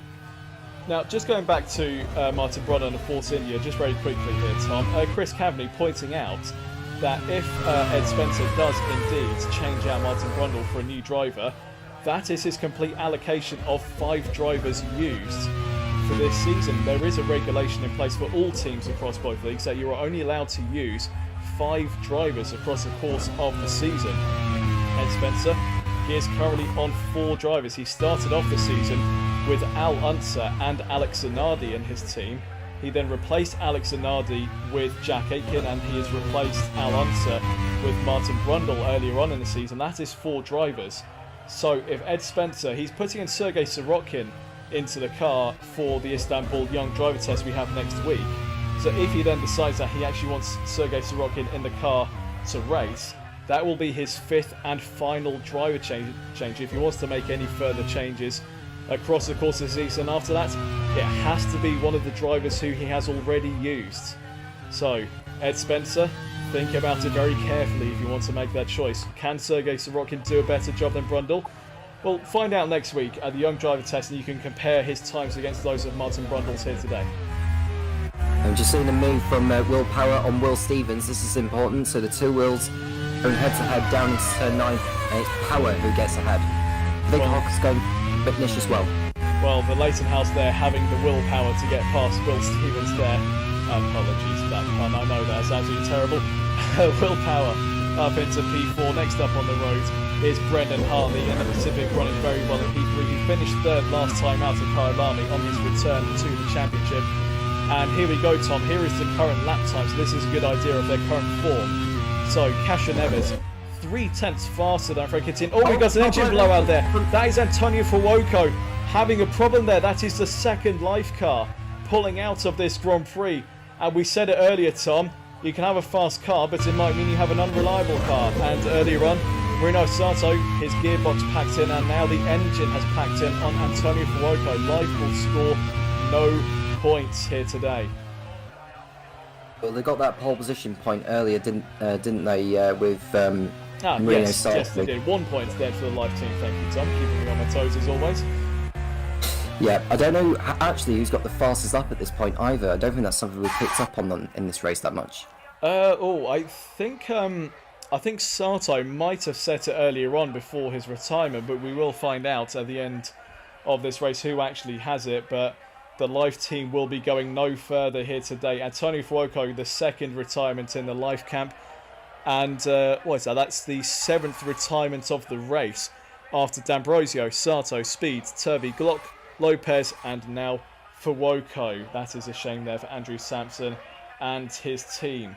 So, Dario Franchitti, he continues to lead out in front, 12.7 seconds over Helio Castroneves in P2. Brendan Hartley, there he is in P3. 3.1 seconds behind Castroneves at the moment. He's coming under attack now from Will Power. You can see there, Power closing in the braking zone of turn 11 there, trying to keep the momentum going through turns 12 and 13 to finish off that. Will Power's on a charge here. He wants to get a 2nd victory of the season. He is still the net race leader, I think. So I think, correct me if I'm wrong, Tom, but Franchitti, Castroneves and Harley, have they to make 2nd pit stops, or are they on the 1-stop strategy? I think they were on the 1-stop there, Topher. I recall them when they came in, because I'm sure Castroneves and Hartley came in at the same time, or maybe Franchitti and Hartley coming in at the same time, and they were going to the end. So if Will Power is going to win this race now, he's going to need to pass all 3 of them. No, Power is on the fresher rubber, having taken a 2nd pit stop. He's coming up to the back now of Brendan Hartley. 1 second the gap between those two. We ride on board with our race leader, Dario Franchitti, in the HRT. Yet to win a race this season. He would love to turn that around and get the job done for himself and for John Monroe, the team principal of HRT. The team's on for a double points finish at the moment as Adrian Suttle, a race winner earlier on this season. He runs in P6 at the moment. There is Castroneves running in P2, coming out of the famous turn 8, now on the run downhill towards turn 9. The gap between Brendan Hartley and Will Power, that's a battle I want to be looking at right now, as we turn to it right now. Thank you very much, TV director. 0.8 seconds between those two, and Power now feeling the effects of the slipstream behind the Pacific. So it shouldn't be too long before Power gets alongside Brendan Hartley to go up into 3rd place. Can he do it? I don't think he's going to do it into turn 12 here, is he? Oh, he has a look, and I think there might have been a little bit of a nudge there, actually. Just a very slight nudge between those two. Castroneves looking down the inside, but Hartley saying no, completely slamming the door shut there on his Brazilian rival. Hartley with a point to prove this season. He's been given a second chance by the Pacific team. He almost grabbed it with both hands as down the inside again. No, Hartley finding the grip on the outside. He really is proving to be an immovable object so far in this race. Doing a fantastic job of holding off Will Power at the moment. Power on the fresher rubber, but Hartley with the defensive nous to keep P3 at the moment. And Rossi getting it all crossed up there into turn 11. So he's able to continue from P12. He keeps it going in the right direction, but not exactly the sort of drive you want to be putting in, as he wants to retain the lead of the championship. Now, I'm trying to work this out a bit, Tom, because Rossi's in the lead of the championship at the moment. Equal on points with Sato, who is out. He may well be picking up just the 1 point for pole position here today. Rossi currently running a 12th on for no points. Callum Ilott, who's 3rd in the championship, he's in 11th on for no points. Adrian Suttle currently in 6th, that'll be 8 points, which will put him on to 54 if he finishes where he is now. That will put him ahead of Callum Ilott. Dario Franchitti, he's currently on 32 points, so if he wins the race, that will put him up to 57, which will put him up to maybe P3 in the championship. Castroneves, if he gets the 18 points, that's him on 43, so that's getting himself up there as well. Will Power in 3rd. Yeah, I was just going to say, Will Power's got by Brendan Hartley this lap, so Will Power now ahead of the Pacific. I was looking at my notes on the championship standing, so completely missed that one. But Will Power is into P3 ahead of Brendan Hartley. He finally gets the job done, and is now setting off after this guy here, his teammate Helio Castroneves, running in P2, trying to make it at least 2 podiums from 2 races. He won last time out on his debut in Kyalami. The win here today not looking so likely at the moment. He's 12.8 seconds behind Dario Franchitti, and he's got his teammate Will Power now bearing down on him with the clear air. So Castroneves may be looking at least a podium here today, but we still have 8 or 9 laps here to go in the League 2 Istanbul Grand Prix. There is your race leader, Dario Franchitti. 12.8 seconds, gap is now down to 12.7, so he's fairly comfortable at the moment. Castroneves and Power, they'll be running fast cars behind him and want to do something about the leader Franchitti has. Hartley now in 4th, ahead of Will Stevens. Adrian Suttle in 6th. Fingelhock continuing his strong race in P7 ahead of Alan McNish and Craig McCarthy, the 2 Colonis both running in the points at the moment. And Lucas de Grassi getting some speed out of his Zach speed and is into P10 as it stands. We saw what happened with some of the leaders dropping out earlier. Now Franchitti just needs to keep the car on the racetrack, not push too hard. He'll come away with the victory, and a much needed victory for both him and for HRT, because Adrian Suttle won in Adelaide, didn't he, earlier in the season? Yes, he did. It's the only win of the season so far for HRT, who we did think would be the championship favourites going into this race. If you remember back to pre-season, Tom, when we had the first round of upgrades to the cars, John Monroe elected to put all of his money onto Power, and it got him pole positions, it got him podiums, and eventually got him a race victory with Adrian Suttle at Adelaide. But a bit more recently, as people have been playing catch-up with their own developments. McCarthy's in trouble. McCarthy has an issue there. He's going slowly. It's a puncture for McCarthy. It's on the front left. You can just about see that on the digital readout to the bottom right there. The front left tyre marked red, so a puncture there on the front left for Perry McCarthy, and he is out of the race, our 8th retirement from the League 2 Istanbul Grand Prix. He was running such a strong race, wasn't he, Tom? He's on for a good haul of points there alongside McNish, but not to be for McCarthy and for that side of the Colony garage. And that puts Callum Ilott up into a points-paying position in 10th place. So at least the Roos will come away with something from this event. They've been really slow today, to be quite honest with you. But it's good news for Well, I'm just trying to look around in the championship where Kyalami are. Kyalami are 8th, so Saxby in 9th. So at least it allowed Saxby to close in on them a little bit, but only by a couple of points. Although having said that, McNish is still in this one ahead of them. Yeah, so Kyalami would hold the advantage on Saxby in that regard, but only by a couple of points. So we still have quite a few laps here to go in the League 2 race. Still plenty of time for more drivers to drop out, not that I wish it upon anyone. But the commentator's curse is always prevalent when it comes to the Grand Prix World Series. But there is your race leader, Franchitti. And has he got a problem? Dario Franchitti is retiring from the race. It's a transmission problem for the race leading Scotsman. That is an absolute gut punch for John Munro and the team. They're looking good to potentially get a victory, a second victory of the season today. It's the same place where Marino Sato retired out of the race from the lead earlier on. And Tom, I don't know what to say about that one. Franchitti was putting in such a strong performance, but he's now basically, if I handed a 1-2 to Leighton House as it stands, there's still a few laps here to go, Tom, but that's not what HRT need if they're going to chase promotion. No. That is a really, really sickening blow for John Munro and for the HRT squad. They really, really needed these whole points to close in on life, and that's a golden opportunity missed as well, because with both of the life cars out of the race. And it's a golden opportunity for Leighton House now, because they are already leading the championship by 2 points to the LaRousse team, with life only 1 further point behind. But Leighton House is now running first and second. Castroneves back into lead of this race. He hasn't really been the fastest driver today, but through other people's attrition and through strategy and everything else, Leighton House now could actually get a 1-2 out of this race. They weren't looking... Well, Will Power was looking good for a victory earlier on, Tom, but on a different strategy, it's actually starting to favour Franchitti a bit more. So, I don't want to say that Leighton House are lucking into this a bit, because they have had the speed, but without that problem... Stephen's trying to get a move on Hartley, so sorry, I just interrupted there, but carry on. So, I don't really want to call it lucky for Leighton House, because they have had the speed to be running near the front, but I'm not really sure if they would have actually gone on to win this race had it not been for the attrition of Franchitti. I think Franchitti was looking more than likely to go ahead and take the victory here. So Will Power's pace is beginning to drop now. He's not quite setting the pace to what he needs to have done. But having said that, Topher, he only pitted for the second time a few laps after Castroneves made his one and only stop. So, Power 5.9 seconds behind Castroneves at the moment. We have 6 laps left to go. We ride on board with our new race leader, who is now on course for 2 wins from 2 races. Of course, he's still got to get to the end himself. We've had a few drivers drop out over the course of this race. Will he be another one? I really hope not. I do not wish that upon any of our team principals. But you just never know in the Grand Prix World Series.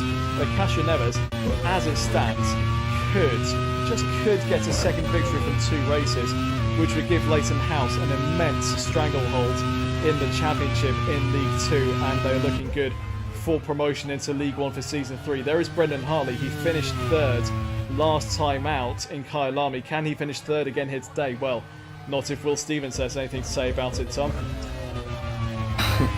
Well, Will Stevens, if you look at his record over the course of the season so far, just trying to get his results up. Will Stevens, where he is in the championship, he's 11th on 30 points. He's already had a second place finish in Adelaide as well. So I think on merit, Stevens is on course for a brilliant, brilliant podium if he can get by Hartley. I think it was a result that the Modena team with is it Paul Twemlow at the helm there? Yeah, it should be. Yeah, Paul Twemlow at the helm of that. They need a result here today. They started off the season quite strongly. As you say, Tom, Will Stevens picking up a podium earlier on, but since then results have been a little bit harder to come by. So if Will Stevens can get onto the podium this day, it would be very well deserved for the Modena team. But Brendan Hartley, as we've seen, Tom, he is immense at defending. He's not going to be easy to overtake. Yeah, and I think Castroneves is just trying to make his way through the back marker. It looks like a Von Mattel who's trying to get by. Is that D'Amato or is that Benaldi who's just trying to get through? It's a Von Mattel. I think we don't really need to say more than that, do we? Ewan Gale, the team principal of the Von Mattel team, not setting any objectives at all, except for he just wants to be the slowest car. He is just in this for fun. He just loves to watch the racing. So he's brought in a team of Fonmetal with Cristiano Di Matta and Enrique Benoldi. And as far as his developments have gone, as Castroneves down the inside of Di Matta to put a lap on his fellow Brazilian there. Ewan Gale has been putting most of his money into reliability and hardly putting any of his money into the engine. So they have the slowest car on the grid, but at the same time, Tom, they also have one of the most reliable. Like, they do finish races, but they finish typically outside of the top 15. Yeah, and from Mattel, I think they were ahead. Are they ahead of Andrea Moda? I think they're at the bottom of the team standings in League 2, aren't they? Yeah, they've only scored 4 points. They've gone 4 races without point since that 8th place finish in Sepang, wasn't it? That Di Matta managed to get for them. I think it's Di Matta. Just speaking of Andrea Moda quickly, Tom. Look who's in 11th place at the moment, Valentino Rossi. And he's had a bit of a poor run of form in the last few races, it must be said, but he took points on his debut into the Grand Prix World Series, but he's now in 11th place, so if we do have one more driver falling by the wayside, I don't think Valentino will get an on-track overtake done, as he is 6.6 seconds behind Alexander Rossi. But if we have one more driver in the top 10 falling by the wayside and retiring from this race, that could be a point for Valentino Rossi and for Andrea Moda. So Lewis Battendale will be keeping a very keen eye on that one to see if he can bring home a point out of this today. We're riding on board with Brendan Hartley at the moment, P3, looking back at Will Stevens in P4. So Stevens here wants to get the best run that he can through turn 8, but following in the dirty air, that is easier said than done. And to me, it looks like Hartley has got a good run himself there. It looks like Stevens is not close enough to challenge into turn 9. We're on lap 41 out of 44 here in the League 2 Istanbul Grand Prix. There is your race leader, Helio Castroneves, on for a second victory in as many races. He still has to finish the rest of the race, though. He's not done yet. He's behind Enrique Benoldi in the other Fonmetal, looking to put a lap there on the Brazilian. Will Power at the moment on course to make it to Leighton House 1-2. Brendan Hartley in third ahead, Will Stevens. Adrian Sutil in fifth. Marcus Fingerhock in sixth. McNish, Degrassi, Eilert and Alexander Rossi round out the top 10. We're coming up to start lap 42 out of 43. We're 3 laps away from the end of the race time. Oh, and Alan McNish is out. Oh, we were just saying that if one more driver dropped out of the top 10, that could be a point for Rossi. Well, commentator's curse, Tom. It's happened. Yeah, and that's both of the Colonis gone. So close to the end as well, and they were running in the points. Oh, that is such a shame for the new team principal of Scuderia Coloni, Gemma Dixon. She was hoping to get some points out of the race day, and she was on course to, but both drivers falling out of the race within the final quarter of the distance. So McNish out, Valentino Rossi into P10. So Lewis Bassendale keeping an even more keen eye on this race now. Can he make it to the end? We are on the third to last lap. We're riding on board with Will Power here in second place, 5 seconds behind Helio Castroneves, so not making as much progress as we thought he might into lead, and is now looking set to be a Leighton House 1-2 with Castroneves taking a second victory in 2 races. And we said earlier, Tom, it's not really been so much through speed for the Leighton House team. They just had a bit of a more reliable car than the others. And we've said many, many times, Tom, reliability is a very key factor in this championship.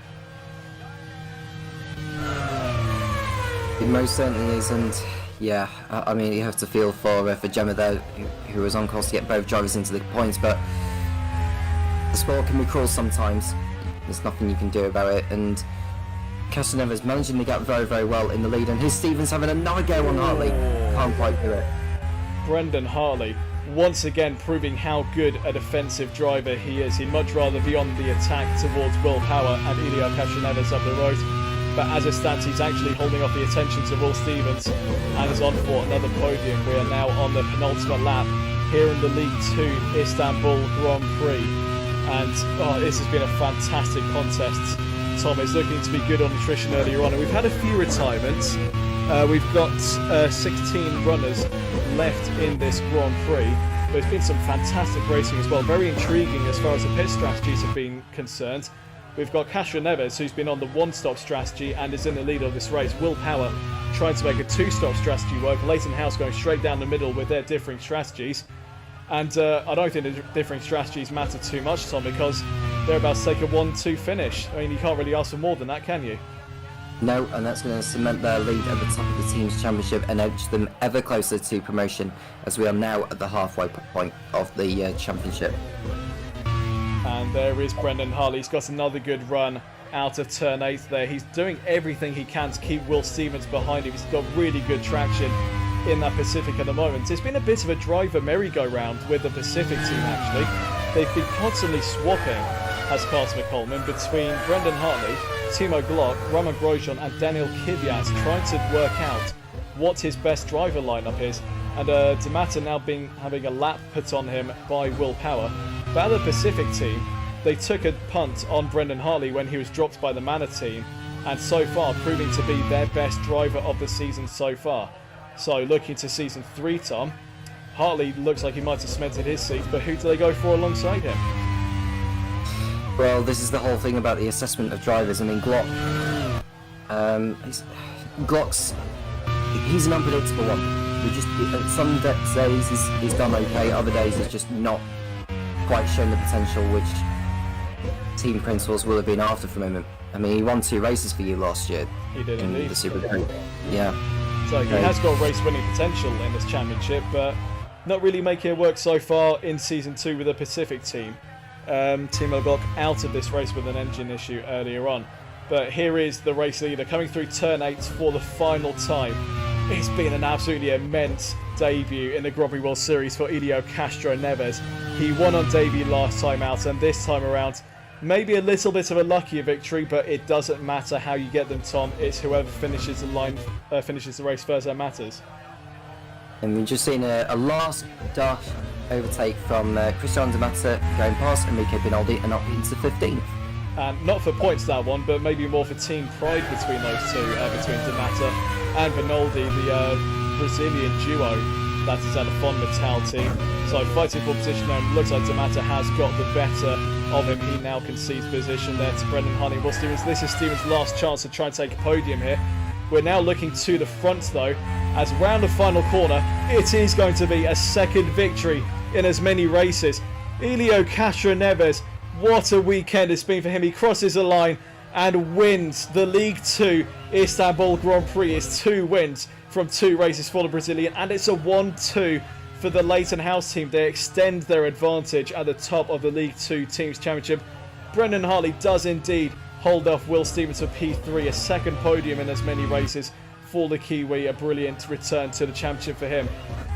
Adrian Sutil P5 ahead of Marcus Fingelhock, who completes a strong drive himself, and Lucas de Grassi. He's gone a little bit under the radar so far today, but puts in a brilliant job to take home P7 for 6 points for himself and for Mike Smith's Zaxby team. Callum Ilott and Alexander Rossi will bring home some points for the LaRousse team. They would have wanted a bit more than 8th and 9th, but they will take what they can as they pursue promotion into League 1 for next season. And Valentino Rossi, there he is in the background. He will come home in P10 for a point for himself and for Andrea Moda. What a race that was, Tom.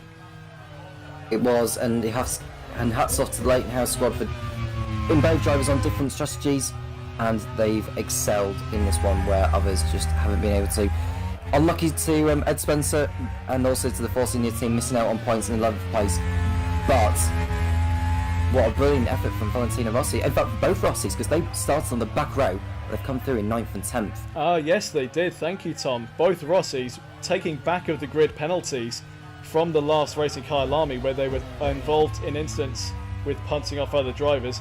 They've both put in fantastic drives, as you say, Tom. P9 and P10 for the Rossi duo.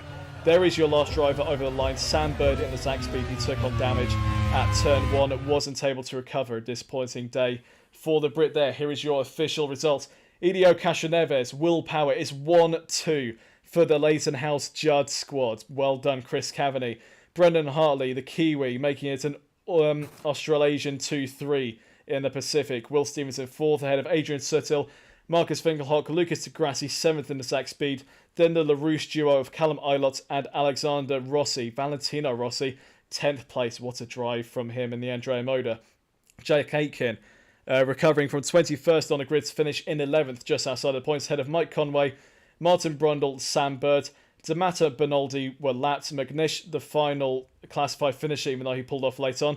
Then Frank Kitty, McCarthy, Fuoco, Lopez, Glock, Turvey, Speed, Sato and D'Ambrosio, all falling by the wayside and retiring in the earlier parts of this race. That's an absolutely fantastic contest, and it's a shame we had all of those drivers dropping out, especially Sato and Frank Kitty out to the lead. There is your fastest lap setter. It is Marino Sato. So he does get 2 points, 1 for pole and 1 for fastest lap here today. So for the Life team, Tom, they were looking good for a victory earlier on. 2 points is better than nothing, but Andrew Sampson obviously will have wanted more than that. Yeah, he'll have been hoping for the maximum 45, had both cars on the distance, but it wasn't to be today. It was to be Leighton House's day. Gives them a really, really healthy lead in the team's championship now. And looking at the table, LaRousse do pull away a little bit on Life, but Leighton House are very much the favourites now to be winning this team's championship, and more importantly, go up to League One. Well, we're at the halfway point in the League 2 championship. Leighton House now with a comfortable advantage in the team's championship, but we still have 8 more races to come. But today, we do have another race for you. The League 1 race will be coming up very shortly. And that is going to be another fantastic contest. Make sure you stick around. We're going to take a 5-minute break. Make sure you stay tuned in, and we will see you in just a few minutes. Ah, what music! There is no terrible way to win. There is only winning. We won't be out long. Take your time. Track's all yours. You ready? The name on the middle of that steering wheel should tell you that I was born ready. Hit it. Attaboy. Let me drive. I will make a fool out of you. I got a message for all of them. Shake and bake. What does that do? Does that blow your mind? That just happened. These cars, you sit in a box, a coffin, gasoline all around you. It isn't like being inside a bomb. It's tough enough being a girl on the track. Living in my dad's shadow doesn't help much. You have to be kind to the car. You feel the poor thing groaning underneath you. No race was ever won in the first corner. I'm going to give you an engine low to the ground, extra big oil pan will cut the wind from underneath you. That'll give you 30 to 40 more horsepower. Every one of us has to find a reason to do this. You do it because you're driven. Brakes are warm. Tires are warm. I'll work in the cars and I'll drive and I'll eat and sleep and I'll work in the cars and I'll drive. Damn fast, and when he runs so close together, it requires fantastic concentration and rather special skills. I was beginning to think I'd never be anything more than a piston-happy lead-foot punk. Then this starts to happen. If you're going to push a piece of machinery to the limit and expect it to hold together, you have to have some sense of where that limit is. Besides, the best drivers don't dwell on the future or the past. The best drivers focus only on the present. They could never have imagined it, those pioneers who invented the automobile, that it would possess us like this in our imaginations, our dreams. I'm gonna give you a fuel line that will hold an extra gallon of gas. I'm gonna shave half an inch off you and shape you like a bullet. Somebody put it in your mind you gotta be perfect every time out or you're a failure. Well, forget that. Just forget it. Racing is in my blood. I was put on this earth to race cars. I accept every time I get in my car. There's 20% chance I could die, and I can live with it, but not 1% more. No, Nicky, don't bring the percentages into this. Don't be a pro. The minute you do that, you kill what's good about this. You kill the sport. And at that speed, your reactions can barely keep up with these sudden changes in direction. You ready to put away your toys and grow up? You want me to work the pit and you drive? Fine, we'll try that. The car's a living, breathing thing, and she's alive. If any of us imagined, really imagined, what it would be like to go into a tree at 150 miles an hour, we would probably never get into the cars at all. None of us. Are you ready to become a real race car driver? I am just as good as anybody out there on that track, and I don't need anybody to win my races for me. I wish my daddy were alive to see this, to feel this. And when we get you primed, painted, and weighed, you'll be ready to go out on that racetrack. You hear me? You're gonna be perfect. You don't understand what happens, do you? They make 10,000 cars, they make them exactly the same way, and 1 or 2 of them turn out to be something special. Nobody knows why. When I won it was probably the last time I ever felt pure victory. So it has always seemed to me that to do something very dangerous requires a certain absence of imagination. Because I'm quicker than all of you. Soon you will know what it is like to be defeated by the hands of somebody who is truly better than you. The only thing to do here is to drive just as fast as you know how and hope your car doesn't break. And if you no longer go for a gap that exists, you're no longer a racing driver. If you ain't first, you're last. There's 40 other vultures out there who managed to finish the race on their tires. You see Darrell Waltrip using up his tires? There's nothing I can't do with a race car. But hell, isn't that what we're in this for? To stare death in the face and to cheat it? Come on, there's nobility in that. It's like being knights. Sometimes you could swear the whole thing's falling to bits. No pressure, nobody breathing down my back, just driving because I left it pure. On the other hand, I suppose potential problems are in the back of your mind all the time. So in many ways, I feel responsible for what happened. And You were, but trust me, watching you win those races while I was fighting for my life, you were equally responsible for getting me back in the car. You're so lucky. You sit there all closed in by machinery and bolts, precise things. There's hardly any room for you. It must be a nice, safe feeling. Yeah, you gotta learn to trust something. Might just as well be the seat of your pants. A lot of people go through life doing things badly. Racing's important to men who do it well. And racing, it's life. Anything that happens before or after, it's just waiting. Well, we can drive. We can drive beyond the limits of the tires, the engine, the car, anything else. Look out there. Out there is the perfect lap. No mistakes. Every gear change, every corner. Perfect. You see it. I just hope when you do, that I'm there to see it. Ask any racer, any real racer. It don't matter if you win by an inch or a mile. Winning's winning. But it isn't just business, is it? What we do, it's passion, love, which is why we're prepared to risk our lives for it. Racing. That's the name of the game, isn't it? Win or lose, put up or shut up. Why does everybody keep telling me what my problem is? That you get so emotional. You would never, ever say that to a guy. If you don't leave your feelings off the track, you're never going to get what you want. I'm a race driver, and I can win it on my own. Please let me race. fine. Then let's race. Let's race indeed. The League One race is almost upon us. I am Topher Smith alongside me, Tom Kent. We've just brought you the League Two race. A fantastic contest won by Helio Castroneves, leading home a Leighton House 1-2 ahead of Brendan Hartley. Leighton House extending their advantage in the team's championship. And Tom, I've just been handed some breaking news here. It was inferred in the YouTube chat that Martin Brundle might be on his way out of Force India. Well, Ed Spencer's just confirmed it to me. Martin Brundle is out. Surprised. So the question is, who's he going to put in? Because he's got one more change of driver line that he can do between now and the end of the season. And he's got Sergei Sorokin as his reserve. But the question is he going to be the one going into that seat from Birmingham onwards? Because we have the young driver test coming up, Tom, where he has a chance to evaluate Sorokin, but will he actually put the Russian in? That's for him to decide, and he has said that he will not make a decision on that until after the young driver test. So it's still a bit up in the air at the moment, but it is confirmed, Tom, that Martin Brundle is out. And as you said, you aren't really surprised by that at all. I think I have to agree with you on that one. He did take home a 4th place in his debut in this championship, but that was with the Life team. But with Force India, not really getting any worthy results. No, and given that Aiken's had some good results since he's been drafted in place of Alex Zanardi, you need another driver who's going to help push the team forward. And they need another Jack Aiken-like driver in there. But shall we go on to the League One race, Topher, because that is most certainly coming up now. And there is obviously the fight for the title and the battle to beat the drop. We shall indeed get on to the League One race. Just staying on the theme of driver changes for now, we have 2 to speak of heading into the League One race. The first of which is at BAR. A little bit of a driver switcheroo going on for Tom Butterworth and his team. Last time out, he took the decision to drop Sebastian Buemi into reserve role and evaluate Nick de Vries in a race seat.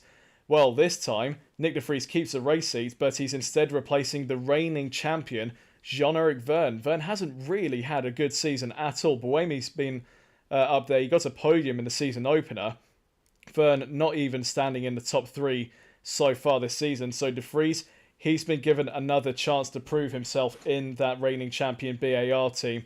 And Tom, I would say that it's a bit of a surprise that Verne has been dropped, given that he is a reigning champion. But at the same time, it's not really so much of a surprise.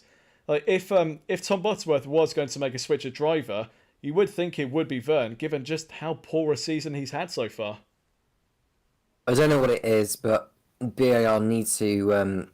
They really need to kickstart their season now, which they haven't done really. I know Boemi got that podium finish in Taupo, but I think since then nothing's gone right for the BAR team ever since. So if they are going to push, probably not for the title now. I think that's long gone as far as I'm concerned. But I think they'll survive. I don't see them going down, but they need to evaluate options for next season. So I think they're looking at this season as a consolidation season before they can really rebound in season 3. Well, how will Nick de Vries do alongside Sebastian Buemi? There's only one way to find out when we get onto the race. Before that, a few more parish notes for you. Onyx Grand Prix, Takuma Sato has been dropped by the team down into reserve role.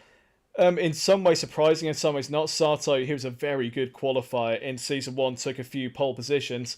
Started off the season very well, Tom, and at one point even led the championship, but hasn't scored for the last 3 or 4 races. So Ryan Ferris running out of patience with the Japanese driver, and he's brought up Sebastian Bourdais back into a race seat from his reserve role. And Bourdais, with a point to prove this weekend, he's gone and put it second on the grid for today. And what a brilliant performance it was. I thought he did okay in Season 1. I was a little bit surprised he got demoted. You know, because he was demoted in favour of Kazuki Nakajima, wasn't he? After Season 1. And now he's got another opportunity to show what he's made of, particularly at Istanbul. I think it's a great decision that Ryan's done. It's very, very hard on Sato, because I do like Sato, considering what he's done so far this season. But Bourdais deserves another opportunity. I absolutely agree with that. Bourdais, he is a fine driver. I was a little bit surprised when he was dropped at the end of last season, but he now has another chance to prove himself in the Grand Prix World Series with the Onyx team. Sam Hall quickly mentioning in the YouTube live chat, BAR needs to kickstart this season. What about us at Manor? I think you might need a little bit more than a kickstart there, mate, if I'm being completely honest with you. But yeah, anyway, we won't talk too much about Manor because... well, there isn't too much to talk about. Anyway, onto the teams, the drivers' standings at the moment. Antonio Felix da Costa in the Super Aguri at the top of the standings by 7 points to the arrows of Nico Hülkenberg. Hülkenberg becoming a race winner this season. Da Costa yet to win a race. He is a model of consistency so far in the first half of the season. A few podiums, but yet to stand on the top step. And we said it before, Tom. Consistency is everything in this championship. It is, and Da Costa doing all he can to give Super Aguri the best chance of the title. But let's not discount Nico Hülkenberg, Scott Dixon, Stoff Van Dorn, or even his teammate Robin Freins, or even Andre Lotterer. Any one of those 6 could lead the championship by the end of today. Well, Takuma Sato, there in P7, but not racing today. He has been replaced by Sebastian Bourdais, as we've already said. Kazuki Nakajima in the other Onyx, he's keeping his season. He's in P8 in the championship, 35 points to his name there.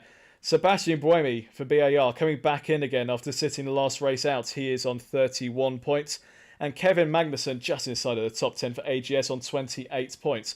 Kevin Magnussen with a bit of a point to prove, as Phil Kinch was giving consideration to dropping him earlier on in the season. Thought he'd give him a second chance. And Kevin Magnussen, he's qualified P3 today, Tom, so doing everything that he needs to do to convince Phil Kinch to keep him on. Yeah, and I think there were question marks over his future within the team, but I think Magnussen seems to have used that to, some form of blessing to find some pace from somewhere, and clearly he's shown it in Istanbul.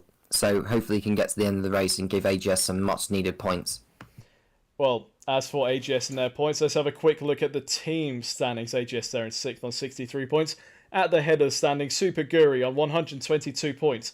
Only 2 points ahead of Simtek, who seem to be on a bit of a win or bust strategy here this season with Scott Woodwiss.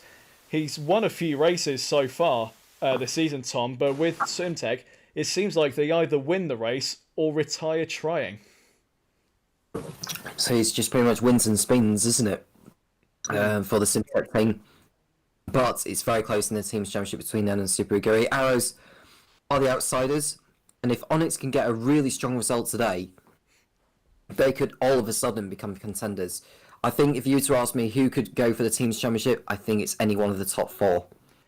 Yeah, I think I have to agree with you on that one, Tom. BMS Scuderia Italia, they are a race-winning outfit, but at 66 points, they're over half the points of Super Aguri, so they would need a very, very strong second half of the season to be able to contest for the title. AGS are in 6th place with 63 points.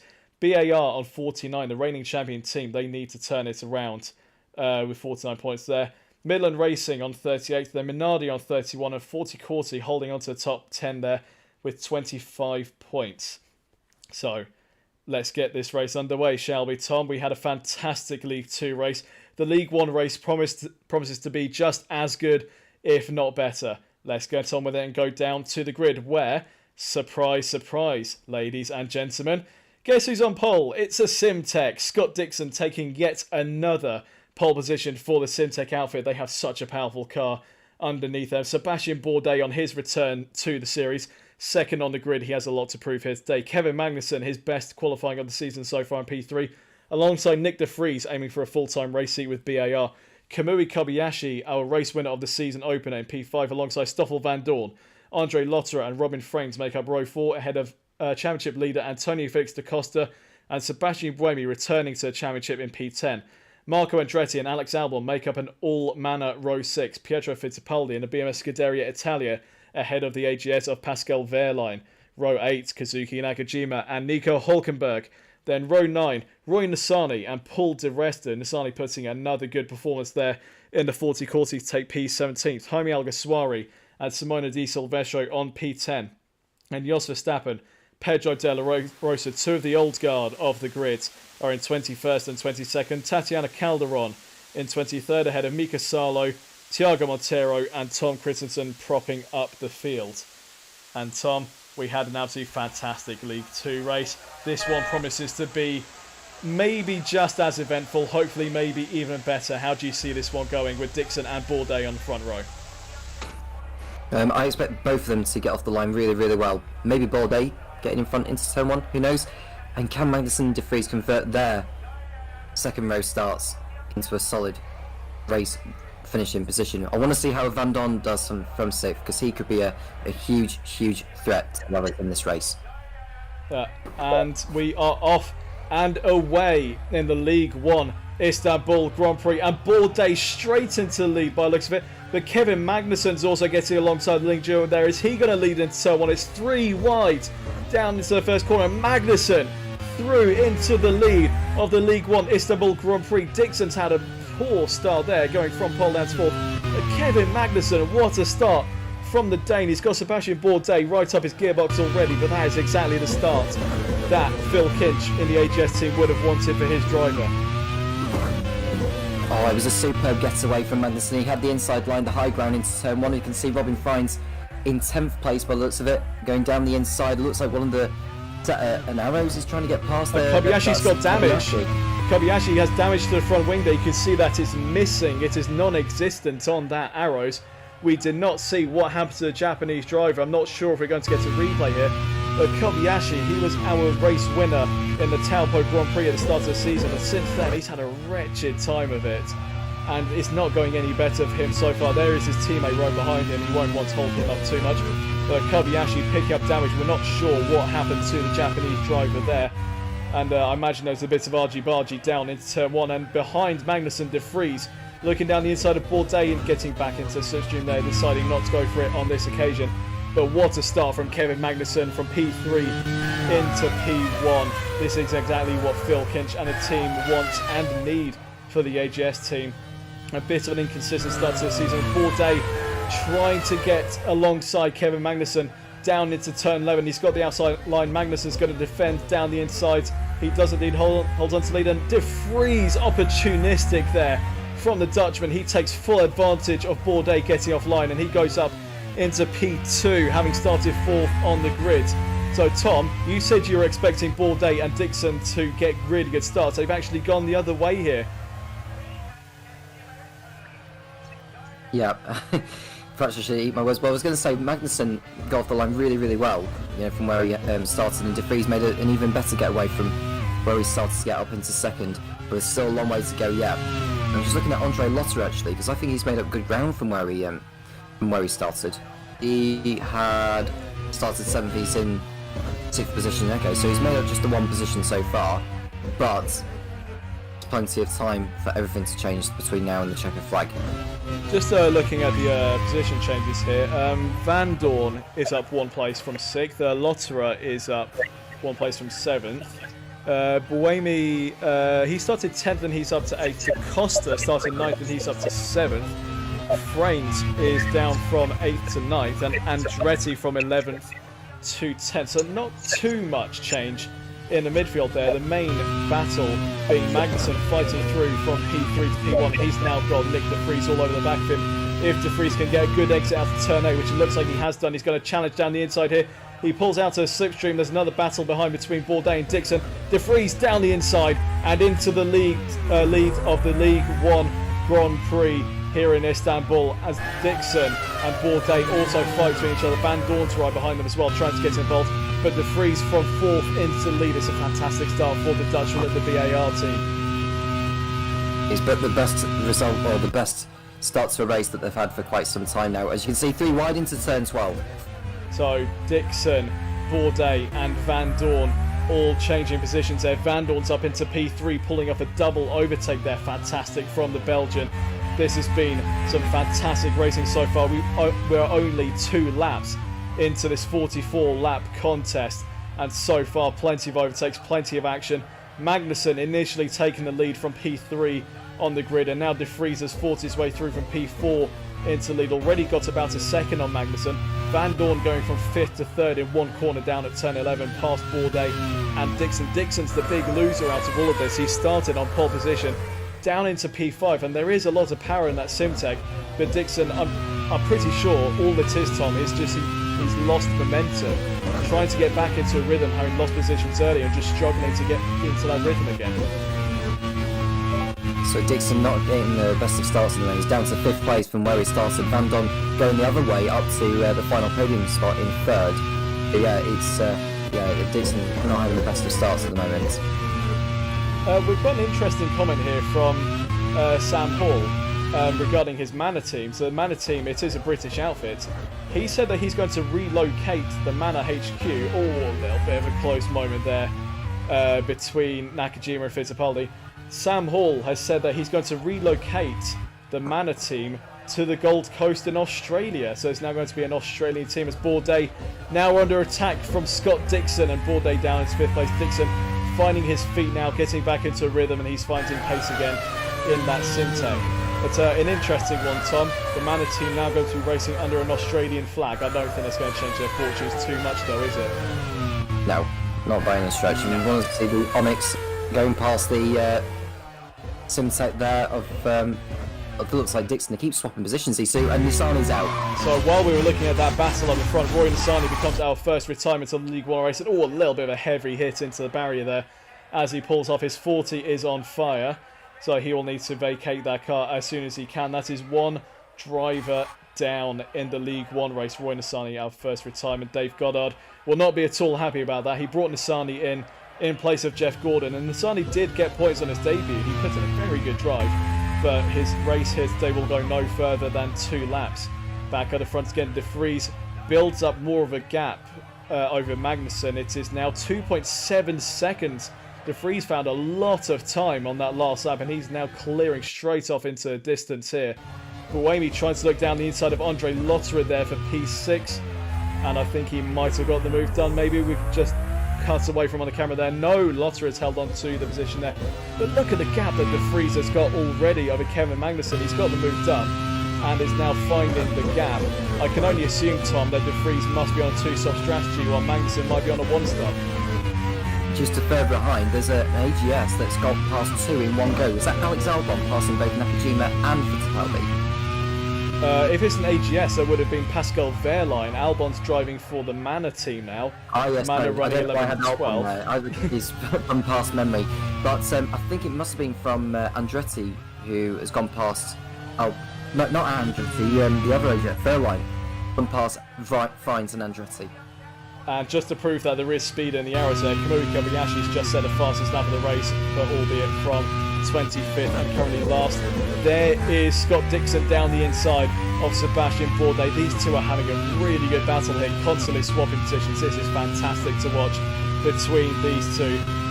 Both these drivers very successful over in America. Scott Dixon, a 6-time IndyCar champion. Sebastian Bourdais, a 4-time IndyCar champion. 10 IndyCar championships between them, and they are now fighting for every inch of tarmac here.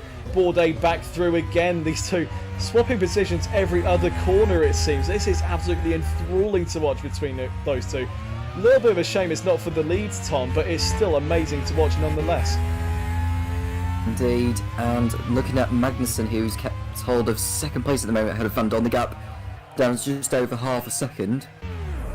And looking at a bit of a moment there for Sarlo. Sorry, Tom. Sarlo getting it all wrong down into turn 11. He was trying to get past, I believe that's Jos Verstappen, but he's now got Tom Christensen for company. The meat and a Minardi sandwich is Mika Sarlo, the Finn there. So Kamui Kobayashi, we see there 25th in last place, but currently holds the fastest lap. So if he keeps hold of that fastest lap, he will still get 1 World Championship points. We do not have the rule where you have to finish in the top 10 to get the points. You get the 1 point for fastest lap regardless of where you finish.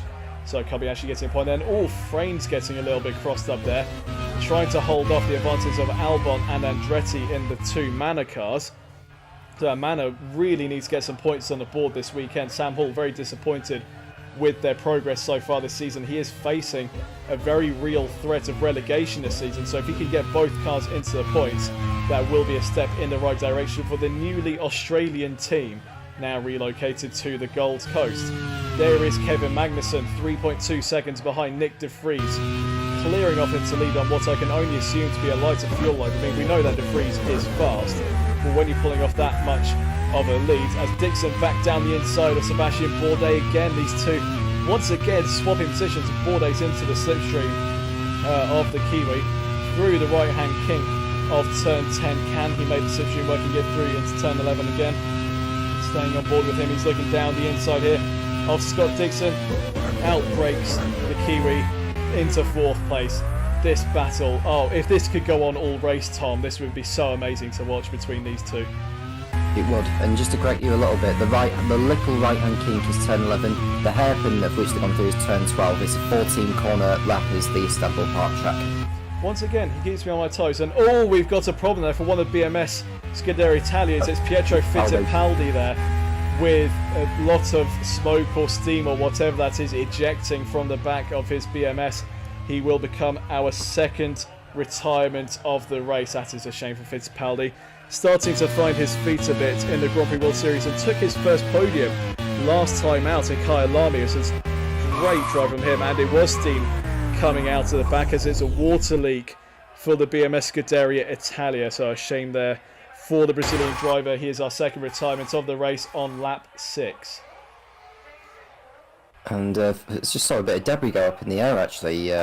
But yeah, it'll be from the BMS Scuderia Italia set. Fittipaldi becoming the 2nd retirement. That promotes Jaime Alguersuari up a position into 15th. Prost team could do another good haul of points today. You remember Alguersuari getting a 4th place finish in Kyalami last time out. And they can close in on 40 now. The battle for survival as it stands. 40 went into the race in 10th place, which puts them on the bubble. Prost are 11th on 18 points. I think the gap is 7 points between 40 and Prost in the battle for to beat the drop. So after this race, we will be at the halfway points of the season, and we're starting to get a bit of an indication as to how the championships are going to go. It's not just titles that's up for grabs, it's also promotion and relegation. The top 3 teams from League 2 will be promoted up to League 1 for Season 3, and from League 1 the bottom 3 teams will be relegated down to League 2. So a lot more to play for. As we said, Prost and Manor are 2 of those teams. They're both race-winning teams from last season. Manor, the vice-champion team of Season 1, but a real change of fortunes in Season 2. They are now facing a threat of relegation. Sam Hall, as we mentioned earlier, hoping that he can get both of his drivers into the top 10 and score some much-needed points. Albon has just actually been overtaken by Kazuki Nakajima in the Onyx. So, not going the right direction there for Sam Hall and the team. And speaking of the Onyx team, they've got Bourdais up there in 5th position. There's a good run here from the Onyx team at the moment, replacing Takuma Sato. Onyx, they've been around since the start of Season 1, but correct me if I'm wrong, Tom, yet to win a Grand Prix in the Grand Prix World Series. Which team is that, sorry? Just Onyx. Onyx. Yeah, they've yet to win one. They've had a few podiums thereabouts. I think that Bordet picked up a podium for them in, was it in Marrakesh last season? It picked up a podium for them? Yeah, I think it was Marrakesh, yeah. You're racking my brain quite a lot there trying to think back that far. Yeah, I think you're right there, Tom. But it might have been Bruno Senna. It might have been Bruno Senna because Bordet retired on the last lap in the Marrakesh race, and the podium went over to his then teammate at the time, Onyx, Bruno Senna. But the Onyx team yet to win a Grand Prix, and at the moment they run in 5th and 12th, so not looking too likely at the moment, but we've seen so many times in the Grand Prix World Series, anything can happen. We're riding on board with Nick De Vries, your race leader, 4.3 seconds over the AGS of Kevin Magnussen, and I believe he is on a lighter fuel low, so De Vries I believe will be on a 2-stop strategy here today. We saw a lot of different strategies in the League 2 race, didn't we, Tom? A lot of drivers going for 1-stop and a lot of other drivers going on a 2-stop strategy, and in the end Castroneves made it work on a 1-stop strategy, but in second was Will Power on the 2-stop strategy, so not completely obvious as to which way's the best way to go. No, and I think you have to say track position is key as well, and if you are going to make the 2-stop, you're going to need to maybe try and lengthen the second stint, so that when you come out on your last stint, third and last stint, you're on much fresher tyres than those who have pitted just the once. Right, we're on lap 8 out of 44 here in the League 1 Istanbul Grand Prix. Nick De Vries, 4.5 seconds over Kevin Magnussen, Stoffel Van Dorn and Scott Dixon, both Simtex in the top 4 there. Sebastian Bourdais dropped off the back of Scott Dixon now. The gap between those two, 1.3 seconds. Andre Lotterer running a P6 ahead of Antonio Felix da Costa, our championship leader, hoping to make consistency work as he chases the title. Scott Dixon making a move here on his Simtech teammate Stoffel Van Dorn, and down the inside he goes. Scott Dixon, he's put Sebastian Bourdais behind him, got out of that battle, and he's now making headway towards the front into 3rd place. Goes Scott Dixon. Next up in his line of fire is Kevin Magnussen, who's putting a very good performance here for the AGS team. His seat was under threat a few races ago, but he's now proving that he deserved that space there as Van Dorn back down the inside of Scott Dixon. So Dixon, he put behind him one battle with Bourdais, but now he's engaged in another battle with his own teammate Stoffel Van Dorn. And yeah, this could go right all the way to the end. I feel this is a battle for the title potentially between those two, because Van Dorn, with his 2 victories that he's picked up so far, is thrown him right into the frame for the title. Well, Simtech's win or bust method that Scott Woodwitz is utilising at the moment, it does appear to be working, because they are only 2 points behind Super Aguri as it stands in the championship. So he is getting wins on the board, but not really any other points to make note of. But wins do take home the most points, and he's got I think 4 wins so far this season. I think 2 for Van Dorn and 2 for Dixon. So he's got himself up there in the championship, 2 points off of the championship lead. So it is working, Tom. It's a little bit of a bold strategy to go for all on power as he has done, but it's working. Very much working for De Vries, and it'll be interesting to see how far he can take this set of tyres go before he has to pit in. I would say he's going to need to be on the 1-stop if he's going to win this race, De Vries, unless he really, really needs to pit for fuel early on. The gap is now just coming up to 5 seconds. I think what's to help him as well is the battle's going on behind him. As you can see, there's Lotterer down the inside of Bourdais now. Bourdais loses another position there. Andre Lotterer and then BMS Scuderia Italia making his way through, and he's now under pressure from Antonio Felix da Costa. But Bourdais going backwards. He started off really well from P2. He did lose a position or 2, but now going back down even further. This is not what Bourdais wants on his return to the Grand Prix World Series. He's already proven that he does warrant a spot here, and all very nearly coming together with Da Costa there into turn 12 and getting out of it, giving him enough room. Bourdais holds on to 6th place for now. De Vries starts lap 10, 5.1 seconds, make that 5.2 seconds over Kevin Magnussen. De Vries is doing everything he needs to do at the moment. If he is on a 1-stop strategy, he'll spend less time in the pit lane, but will be on quite old tyres, while everyone else will be on newer tyres. So De Vries, he's making it work at the moment, but we still have a long way to go in this race. So looking at De Vries's gap, he's increasing it now, so he's pulling away from the rest of the field. And there's not really too much change going on further behind. Da Costa's still ahead of Buemi, Verline's still ahead of Fines and Andretti. And Alguersuari in 15th position, he's got 2.7 seconds of a gap to make up on Hulkenberg. So we're just waiting for the pit window to open now for those who are making 2 stops. And in the League 2 race, we saw the first pit stop, I believe it was on lap 12 or 13. It was Enrico Bernaldi in the Fonmetal, so we're not too far away from the opening of the pit window for the 2 stoppers, and it'll be interesting to see who blinks first out of that lot. It looks to me like Magnussen and co might be on the 2-stop strategy given their pace deficit to De Vries as Dixon looks down the inside. Oh, we've cut away to Alguersuari at just the wrong moment there as Dixon's down the inside of Van Dorn into P3. You can tell on the graphic that move has been completed. There we are, Dixon ahead of Van Dorn. But Van Dorn's already back into the slipstream of his Kiwi teammates. Is he going to take the place back here? He moves to the outside line. He's going to try to make it work around the outside of his teammates, and no, he backs out of it. Dixon holds on to P3 there, and he can now set off after Kevin Magnussen in the AGS. Scott Dixon, Tom, on a charge right now. He's certainly on a charge, and just waiting for him to catch up to the back of Magnussen because he's not really challenged him since the start of the race. But yeah, we're just waiting for that pit window to open now, aren't we? Before we can really talk about who's going to end up where by the end of the race. Because I feel that the race finishing position is going to be a lot different than what we are seeing now. Well, we saw that in the League 2 race. Anything can happen when it comes to the Grand Prix World Series. We had an unexpected Leighton House 1-2 earlier on.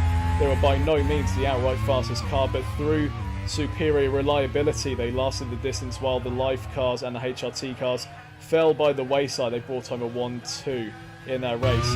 There's still all to play for as we are on lap 11 of 44, the quarter distance mark in the League 1 Istanbul Grand Prix. De Vries now is 6 seconds over Kevin Magnussen, and all a bit of a moment there for Nico Hulkenberg, a race winner this season, but down in P14 here, not getting the speed out of the Arrows on this occasion, and it's not a good weekend for Emma Butterworth and the Arrows squads. Hulkenberg, as we said, in P14, and Kobayashi down in last, having picked up front wing damage on the opening lap. Kobayashi does, however, still hold the fastest lap of this race and 1 championship point as it stands. Emma Butterworth, of course, 1 more there. Oh, there was an engine blowout there. Who was that? We very briefly saw a blowout. It's De Vries!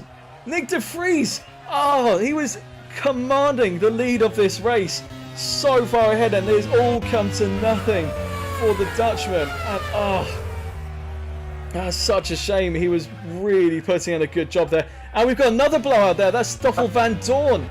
So 2 of our leading contenders here today out within seconds of each other. And Nick De Vries out of the race. Stoffel Van Dorn out of the race. This reminds me of that German Grand Prix of 1990 in the Grand Prix 2 World Championship, Topher, where we had Mika Hakkinen and John Alesi stopping out on the circuit at the same time when they were running 1 and 2. We saw a plume of smoke, and I was really hoping that it wasn't anyone near the front, it wasn't anyone in contention, but Nick De Vries from the lead, we saw it twice in the League 2 race. Marino Sato falling out of the lead, and then Dario Franchitti falling out of the lead. So Scott Dixon, having had a bit of a below par start to this race, now finds himself in the lead again. He's passed Kevin Magnussen. We missed the overtake on him as we were watching De Vries and Van Dorn retiring from this race. And look who's up into third, Tom. Andre Lotterer, he's come out of nowhere. Tell me about it. And Andre Lotterer on course for a good result, as it seems, and that promotes the championship leader Antonio Felix da Costa up into 5th place. So we still have a long way to go. We've just had 2 major retirements from this Grand Prix. Kevin Magnussen under pressure from Andre Lotterer. Lotterer's down the inside. It's another overtake for the BMS Scuderia Italia. Lotterer's putting in a fantastic performance here. He started in P7, he's now up into P2, albeit with a couple of positions gained from retirement. But Andre Lotterer is putting in a fantastic job here. Magnussen, he started P3, he's now in P3. Having claimed the lead earlier on before losing it to De Vries, who now sits at the side of the track. And Magnussen now under attack from Sebastian Bourdais. Oh, slight contact there between the Dane and the Frenchman. But Magnussen able to hold on to P3. Phil Kinch hoping for a strong result here, hoping for a podium for Magnussen to vindicate his choice to keep him in the seat. Don't forget, Tom, Magnussen very nearly lost his drive a few races ago, if you think back. Yeah, I mean, Magnussen, still been there in the top 3, which was started actually, wasn't it? And Nakajima is in the pits for the Onyx squad. He's the first of any of the drivers in for a scheduled stop at the end of lap 12. So opens the pit window for the 2 stoppers. Nakajima, the first of those to blink and come in. Here he is, 19 laps of fuel, which will take him to around about lap 32. So a definite 2-stopper there for the Japanese driver of the Onyx team. But which of the front runners is going to be the first to come into the pits? We haven't seen what fuel loads they are on. We assumed that De Vries was on a 2-stop strategy given his pace advantage, but we will now never find out about him. Dixon, Lotterer and Magnussen, I believe, would be on similar strategies. Dixon making his power advantage work in that Simtek, but I think it has to be said, Tom, if one Simtek has fallen out, surely there must be worry on the other side of the garage. You would think so, wouldn't you? As you can see, Da Costa putting up another crucial move on the Onyx of Sebastian Bourdais to put his Super Ego up into 4th position and should be able to pull away from there. So Da Costa's doing everything that he needs to make sure... Oh, Dixon's out! Dixon's out! We literally just said it, Tom, about the other side of the Simtek garage should be worried, and, well, there it is. Scott Dixon becomes the 2nd Simtek retirement in 2 laps. So it is no points for Scott Woodward, other than a pole position point for Scott Dixon, but no further points there, and that is going to be absolutely crucial in the championship standings, as their main rival, Super Guru, currently occupy P3 and P7. And I feel so sorry for Scott Woodward and the team. It is a win or bust method that he's gone for, and today, Tom, it's more bust, isn't it? Yeah, it's wins or spins, really, isn't it? I don't know what to say. And De La Rosa's out as well. There's a suspension failure there on the rear right for De La Rosa. Yet another retirement from the Istanbul Grand Prix. De La Rosa pulls off to the side of the circuit. He is our 6th retirement in 14 laps. And Tom, the Prost team is yours. Dare I ask you how you feel about that? He was running at the back of the field anyway, and how ironic that the double retirements are in the same location. Yes, good point. So, Dixon falling out of the race has promoted Andre Lotterer into the lead of the Istanbul Grand Prix. Lotterer picked up a Grand Prix victory earlier on the season. That was at Fuji. He beat off Pascal Wehrlein and Nico Hülkenberg that day to take his first win for BMS Scuderia Italia, but his 2nd career victory. He won the Marrakesh Grand Prix last season for the AGS team. AGS currently running in P2 with Kevin Magnussen and P6 with Pascal Wehrlein. Phil Kitch will be very happy with the progress his team has made going into this race. He was expecting his team to fight for the championship, and they've had a bit of a slow start, but it's starting to get up there again now as Andre Lotterer pits out of the lead. So he could have gone on for another lap actually if he wanted to, Andre Lotterer, but decided to pit in now. Where will he come back out in terms of track position? I would say round about where De Resta is in 13th. Track position is going to be absolutely crucial if Andre Lotterer wants to go on and win this race. He's in a really good position to here. Leading from the front, pitting from P1. Where is he going to come out? He's currently showing as in P10. He's got Di Silvestro going through just now. Da Costa also into pits as well, our championship leader. Lotterer comes out behind De Resta and looks like to be ahead of Jos Verstappen. So I'm waiting for the graphic to update to see how much of a gap Lotterer has to De Resta in front of him. Will he have clear air to get the tyres up to temperature? They haven't cut the timing beat just yet. But Kevin Magnussen back into the lead of this race, but he's yet to pit himself. Same with Bourdais, same with Buemi and everyone else behind them. Lotterer and Da Costa, the first of the leaders to come into the pits. Can they make their fresher rubber work and get an advantage over those around them?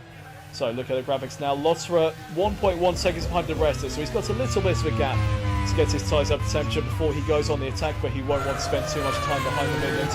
Lotterer with a very good chance to win this Grand Prix today. So I was just chuckling at the comments on the YouTube chat, Topher, if you want to have a look at it. But I have to say, through all this, Sebastian Buemi is gaining a lot from the misfortunes of others. He's up there in 3rd place in the BAR.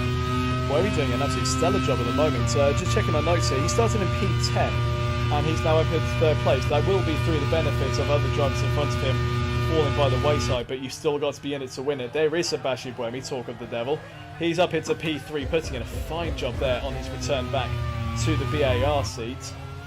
And speaking of the YouTube live chat, as Nakajima looks up the inside of Calderon there, and doesn't quite get the move done. Ryan Ferris saying GPWS is life. Well, we certainly enjoy it, even if not everyone's cars do particularly well. It's all a good laugh, isn't it? It's all a bit of fun.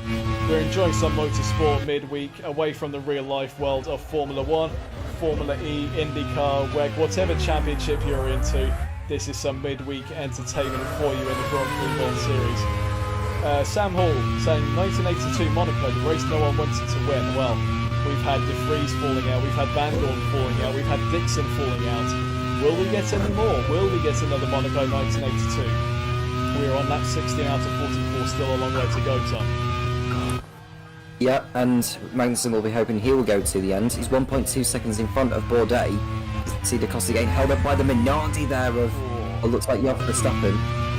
This is not what Da Costa needs. He's coming for his pit stop. He will want to dispatch that Minardi as soon as possible. Da Costa playing the consistency game this season. He's leading the championship, albeit with no victories to his name. He's never won a Grand Prix World Series race in his entire career, but he's leading the championship just by always being there. He's got podiums, he's got points. He has now dispatched Jos Verstappen and is now chasing after Di Resta, who has conceded position to Andre Lotterer. So Lotterer, our Nets race leader in P10, 21.5 seconds off the lead. So when Magnussen, who we are looking at right now, does indeed come into the pits, then he will fall behind Lotterer as Wehrlein in the other AGS comes in for his first stop. So this is a crucial pit stop for the AGS crew because Wehrlein will ideally want to get out in front of where Da Costa is. I think he'll fall behind Da Costa, as you can see, and he fastest lap. I think that was Andre Lotterer who had said that. Yes, it was. So that point will most certainly not be going to Simtech today. Well, so it definitely won't be going to Simtech now, with their drivers not able to get fastest lap of their own now. So the only point that Simtech will be picking up today is the 1 point for Scott Dixon's pole position. Not a good day at the office for Scott Woodwis and the team, but they will be back. They will be just as strong as ever, and you can be sure that they will win more races this season. Kamui Kobayashi all over the back of Tom Christensen there, trying to get back up the order again. Kamui Kobayashi was caught up in an unseen incident in the opening lap of this race. He broke his front wing, had to come in from the forced pit stop, and is now trying to get up back into top 10 again. He's got a big job ahead of him though. And looking back at that battle again, Kobayashi down the inside, not quite. Christensen finds some grip around the outside and closes the door on his Japanese rival. This will be frustrating Kobayashi a lot. He's already had a bad race given his incident earlier, and he's now stuck behind the Minardi. We just briefly saw the retirements on screen there. Let's quickly run you through them so far as we are on lap 17 out of 44. Quickly, Kamui Kobayashi down the side of Christensen. He finally dispatches the Minardi. But our retirement so far, Roy Nissany was the first with an engine blowout earlier on in the race. Pietro Fittipaldi then having a water leak, and his race came to an end. Nick De Vries and Stoffel Van Dorn both having independent engine problems within seconds of each other. And then 2 laps later, the second Simtech of Scott Dixon, making it a bad day for the team, both of them going out. And most recently, Pedro De La Rosa with a suspension failure for the Prost team. 20 runners left in this Grand Prix. Kevin Magnussen leads out in front, 7/10 of a second ahead of Sebastian Bourdais, but our net race leader, Andre Lotterer, having taken his first pit stop. So with Lotterer getting in, just compared his lap to the leaders are setting. Oh, Christensen's out. Sorry to cut you off, Tom. Tom Christensen with a transmission issue. He becomes another retirement in this race. We just listed off the first 6 for you. Well, there's his 7th. He'd just been overtaken by Kamui Kobayashi, and he's now out of the Grand Prix. Tom Christensen, our 7th retirement from the League One Istanbul Grand Prix. So, yeah, it's a tough one there for Teapot, who's the team manager of Minardi. You may want to explain that one, Topher, because you probably know more about that than I would. Well, the Minardi team was originally fronted by Alex Goldschmidt, who proved to be a very successful team manager in Season 1 and even took a victory with Marc Genet at the Topher Grand Prix last season, and had a few other podiums elsewhere. But for this season, taking a bit of a step back, he does still hold some control over the Minardi team, but now at the helm is Team Pot. He now makes the calls in the Minardi camp under the advisement of Alex Goldschmidt, and not too much to write home about, with the exception of Tom Christensen taking an absolutely fantastic podium at the Sepang race. And it must be noted, Tom, in that Sepang race, it wasn't a race of attrition. It wasn't one of those races where anything can happen. Tom Christensen was just genuinely on it that day and brought home a brilliant second place finish for a Minardi team that's been very underwhelming this season. Yep, and it's been going downhill ever since. It's just they've not been the same team since Malaysia. You can see it moved from Verline down the inside of Salo. Verline going up into 14th place now on the new tyres. And just want to have a look to see how Lotter's getting on, because he's now got past Al Ghaswari into 8th. He's got a few seconds to make up on Hulkenberg next. So the gap between those two, 2.6 seconds between Hulkenberg and Andre Lotterer. Lotterer with a bit of clear air to work with now as he waits for those rounding to make their pit stops. I think we can safely say now, Tom, that the leading few drivers will be on one-stop strategies, which I think might be the right way to go here, given that Helio Castroneves earlier on, he won the race on a one-stop strategy. A few of the League One teams following suit to the Leighton House team set an example for this race here today, as Alex Albon is slowing down. So, what problem is that? It's a suspension failure for the Anglo tie, not what Sam Hall and the team needs. They were looking to get both of their cars into the points, and Albon was running in a points-paying position. He's running in P6, I believe it was, before his unfortunate retirement from this race, but that is one Manor out of the race. Manor really struggling this season. They are in desperate need of some points in their pursuit for survival. Andretti's still in the race in 5th, so he's got to, I think Sam Hall's hopes will now be resting on him to make sure he gets as many points out of this race as possible. And given that neither of the 40s are in the points, this is a good opportunity for the likes of Prost, Manor, or even Mastercard Lola to get something. So here is the battle for the lead here, Tom. We've got Sebastian Bourdais right behind Kevin Magnussen. And we just said that the one-stop strategy worked in the earlier race for Helio Castroneves. If the one-stop strategy is going to work here today, we said that Lotterer is the net race leader here, but this could still end up being the battle for the victory here between these two, Kevin Magnussen and Sebastian Bourdais.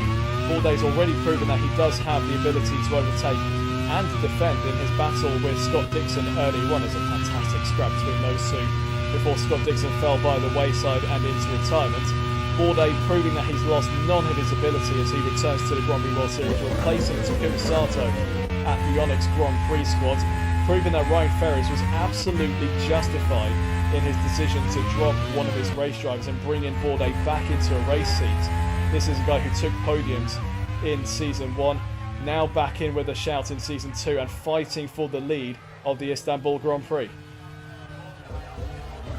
So the gap, well, you don't need me to tell you the gap between Magnussen and Bourdais, you can just see them both on screen.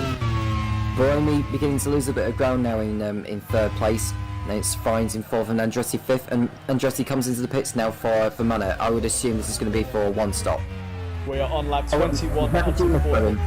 Nakajima, it looks like he is going slowly. He's just been overtaken by Jos Verstappen and is now overtaken by Mika Salo. So good call there, Tom. It looks like Nakajima is going into retirement. We were just talking about the Onyx team there and their change of fortunes here. And Nakajima now into the pit, so maybe not out of the race just yet. If there was a problem there for the Japanese driver, it would be good timing that it happened when he was on the entry into the pit. So whatever problem that is there for the Onyx team, a simple Control-Alt-Delete might do the job there, but well out of the points now is Nakajima, so all of the hopes and dreams now lie on this man here. Sebastian Bourdais back into a racing and fighting for the lead of this race. I don't see a change on this lap, but maybe I mean, both of them are going to be on the one stop now, aren't they? So you could come down to the battle of the pit crews, couldn't it? It's going to be absolutely fascinating. If they come into the pits at the same time, it will be a race between the two pit crews. We're on lap 21 out of 44. We will expect them in any time soon. And Kevin Magnussen is coming into the pits a little bit wide coming in. but he has made it work, and he's run that tank very dry, 0.4 left, so he's come in on the absolute latest lap that he can. Bourdais continues on for at least another lap, so we won't have an outright race in the pit crews here, Tom, but it will be good to see whether an undercut or an overcut might work in this situation. So looking at the slot, so we know he's going to go to the end of the race. It's going to mean to do 23 laps, so 25 laps. Fuel sounds about right. In case it does, goes very aggressive on the stint and therefore run the fuel down to more than the 23 laps. So he'll rejoin ahead of De Resta in 7th place by the looks of it. So he's got relatively clean out. Well, I thought Bourdais was going slow there into turn 7, but it seems he was just slowing into the corner. So there is Andretti getting past what looks like the MasterCard Lola of Tatiana Calderon as well. Did he get the move done? He did. And yeah, with Nakajima's unscheduled start, that puts him well down into 18th and out of contention for points now. Now, between Bourdais and Magnussen, this is a fascinating toss-up that we have between these two. Bourdais is on, obviously, a lighter fuel load, but on quite old tyres now, whereas Magnussen will now have a heavier fuel load, but on tyres that he's needing to get up to temperature. And once he is, there'll be fresher tyres, and we're expecting Bourdais to come in either this lap or the next lap. We're looking at him now, so we will find out. But is it going to be Magnussen that comes out in front of Bourdais when he comes into the pits, or will Bourdais manage to hold on to his lead? He stays out for another lap here. That Bourdais running the tank as dry as he dares here. He's trying to make that lighter fuel load work over Kevin Magnussen. It looks like Magnussen's coming up to the back of Da Costa now, so in a bit of traffic, which might not do Magnussen any favours here. Buemi now coming into the pits. He's got half a lap of fuel on board, so the perfect time for him to come in from 2nd place. Fraines goes up into P2 now. He's yet to pit as well. Andre Lotter there in P4. Buemi will no doubt fall behind him. Alguersuari up there now in P5, which will become P4. No, he comes into pits himself. So Alguersuari putting in a good job here at the moment. He might be able to pick up a point or two today. Magnussen, he is now past De Resta. He's up into P5 and right behind Antonio Fuchs Da Costa. So trying to dispatch the traffic as quickly as he can. Bourdais yet to pit. We ride on board with him at the moment. He needs to come in soon. He's going to be bleeding that tank as dry as he dares. But when he does come out, is it going to be the advantage of fresher tyres for Magnussen or the advantage of a lighter fuel load for Bourdais? This is an absolutely fascinating contest between those two. Here is Robin Fraines in P2. Nakajima sets the fastest lap, so an additional points potentially there for the Onyx team. But Robin Fraines here in P2. He hasn't yet pitted, so he's not there on next position at the moment, so he will need to come in soon. And with about 28 seconds for a stop here, he will come out possibly between Wehrlein and Verstappen.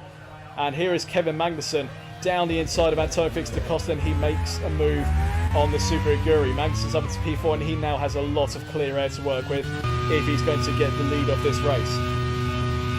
So if I was the Onyx crew, I'd bring Bourdais in now. So we're riding on board it. It looks like Andre Lotter is in. Bourdais now in for the Onyx squad. So a crucial pit stop here for Onyx and for Bourdais. Robin Fraines through into the lead, but yet to pit. Here is Bourdais. You can see there he is going to the end of the race. 23 laps of fuel on board of that car, making his way out of pits. Now, where is he going to be in relation to Kevin Magnussen? Lotter has gone through into P2. Magnussen's just crossed the line there. This is going to be close between those two. It's going to be very close. Who's going to have it, Tom? It's Magnussen. Yeah, thought so. But Bourdais will be on a couple of laps fresher tyres than Magnussen. So Kevin Magnussen dispatching the traffic and keeping the position ahead of Sebastian Bourdais. A brilliant job there from the Dane. Bourdais on tyres that are 2 laps fresher won't make a lot of difference, but Bourdais is a hard charger, and he has a point to prove this weekend in his race return to the Grand Prix World Series. Robin Fraines in front yet to pit. Andre Lotter here on a different strategy. He is in 2nd place. Magnussen, Bourdais and Da Costa 3rd, 4th and 5th. Sebastian Buemi, as we look at Nakajima there, he's just set the fastest lap. He's on good pace at the moment. Stuck behind what looks to be Paul De Resta in the Midlands, and in the last sector he was about 5 seconds behind. So yeah, so Nakajima's made up a lot of time just in that previous sector line. So Bourdais ahead of Magnussen. Borday's past Magnussen. Bourdais through on Magnussen. Is that a straight up overtake or a problem for Magnussen? Magnussen's still going, so it looks like Bourdais just did a good job of turning his tyres on and has got through Kevin Magnussen now into third position. So is that going to be the fight for the win between those two? We believe Andre Lotterer will have to pit again. Frames now into pits. We run on board with 0.3 tyres, almost empty there for the Super Aguri. He's now going to the end. Andre Lotterer through into lead with one more pit stop to make. It looks like this race might be going the way of Bourdais versus Magnussen for the win. So Fines exit 9.7 second stop, very nice indeed from the Super Aguri crew.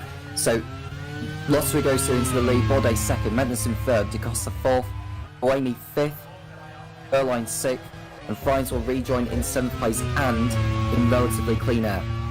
So a good job there from the Super Aguri squad to get Frames out in a good time they did. I was just saying that it's going to be between Bourdais and Magnussen here, but Bourdais already pulled out a good gap. You could see it there. It's 1.4 seconds between Bourdais and Magnussen's actually now closer to Antonio Felix DaCosta right there for a battle for P3. So Magnussen losing out in that loss of position to Sebastian Bourdais now with 2 seconds over the Dane. He's 6 seconds himself behind Andre Lotterer for the win. Lotterer will have to come in for one more pit stop, probably around about maybe lap 30, 31, that sort of area. If he were to pit now, I reckon he'd come out behind Nico Hülkenberg. And even on the fresher tyres, Tom, that would still be a mighty hill for Lotterer to climb through that traffic. It would be, and Lotterer, when he makes his stop, or is he going to feed back out? He'll probably maybe be in front of Andretti, but it's touch and go with him, but he'll be out ahead of Hülkenberg. But yeah, I think Lotterer is going to find it very, very difficult to get through the traffic. And when you consider that a lot of the leaders have only just pitted in terms of the amount of freshness he's going to have on his tyres, and I'm not going to be much fresher. So you can see Nakajima getting past the rest of now. So Nakajima continuing his fight back through the field. Let's take the opportunity to compare the lap times as well, Topher, because Lotterer's lap times are 1.6 seconds slower than Bourdais, if you have a look. And Bourdais pulling away from Magnussen as well. So Bourdais getting under the 1 minute 40 mark. He is absolutely flying at the moment. He's 1.6 seconds faster than Andre Lotterer. 5.1 seconds now the gap between those two. Bourdais on an absolute mission here. And we said it earlier on in the programme, Tom. Onyx yet to win a Grand Prix this season. Ryan Ferris took what some thought was a little bit of a harsh decision to drop Sato from the race lineup, as we see a battle there between the two Midland drivers of Di Resta and Montero.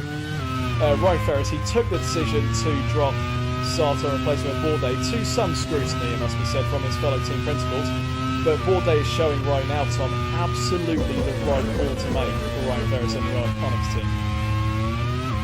Yeah, I'm sure he'll be shaking in his shoes at the moment, just praying that Bourdais does get to the end of this race. You can see a move there from, looks like one of the Super Aguris. It's Robin Fries going down the inside of Pascal Wehrlein into turn 9. There's a nice move there from the Dutchman. And also further behind, El Gastro is looking to try and get a move done on Simona Di Silvestro.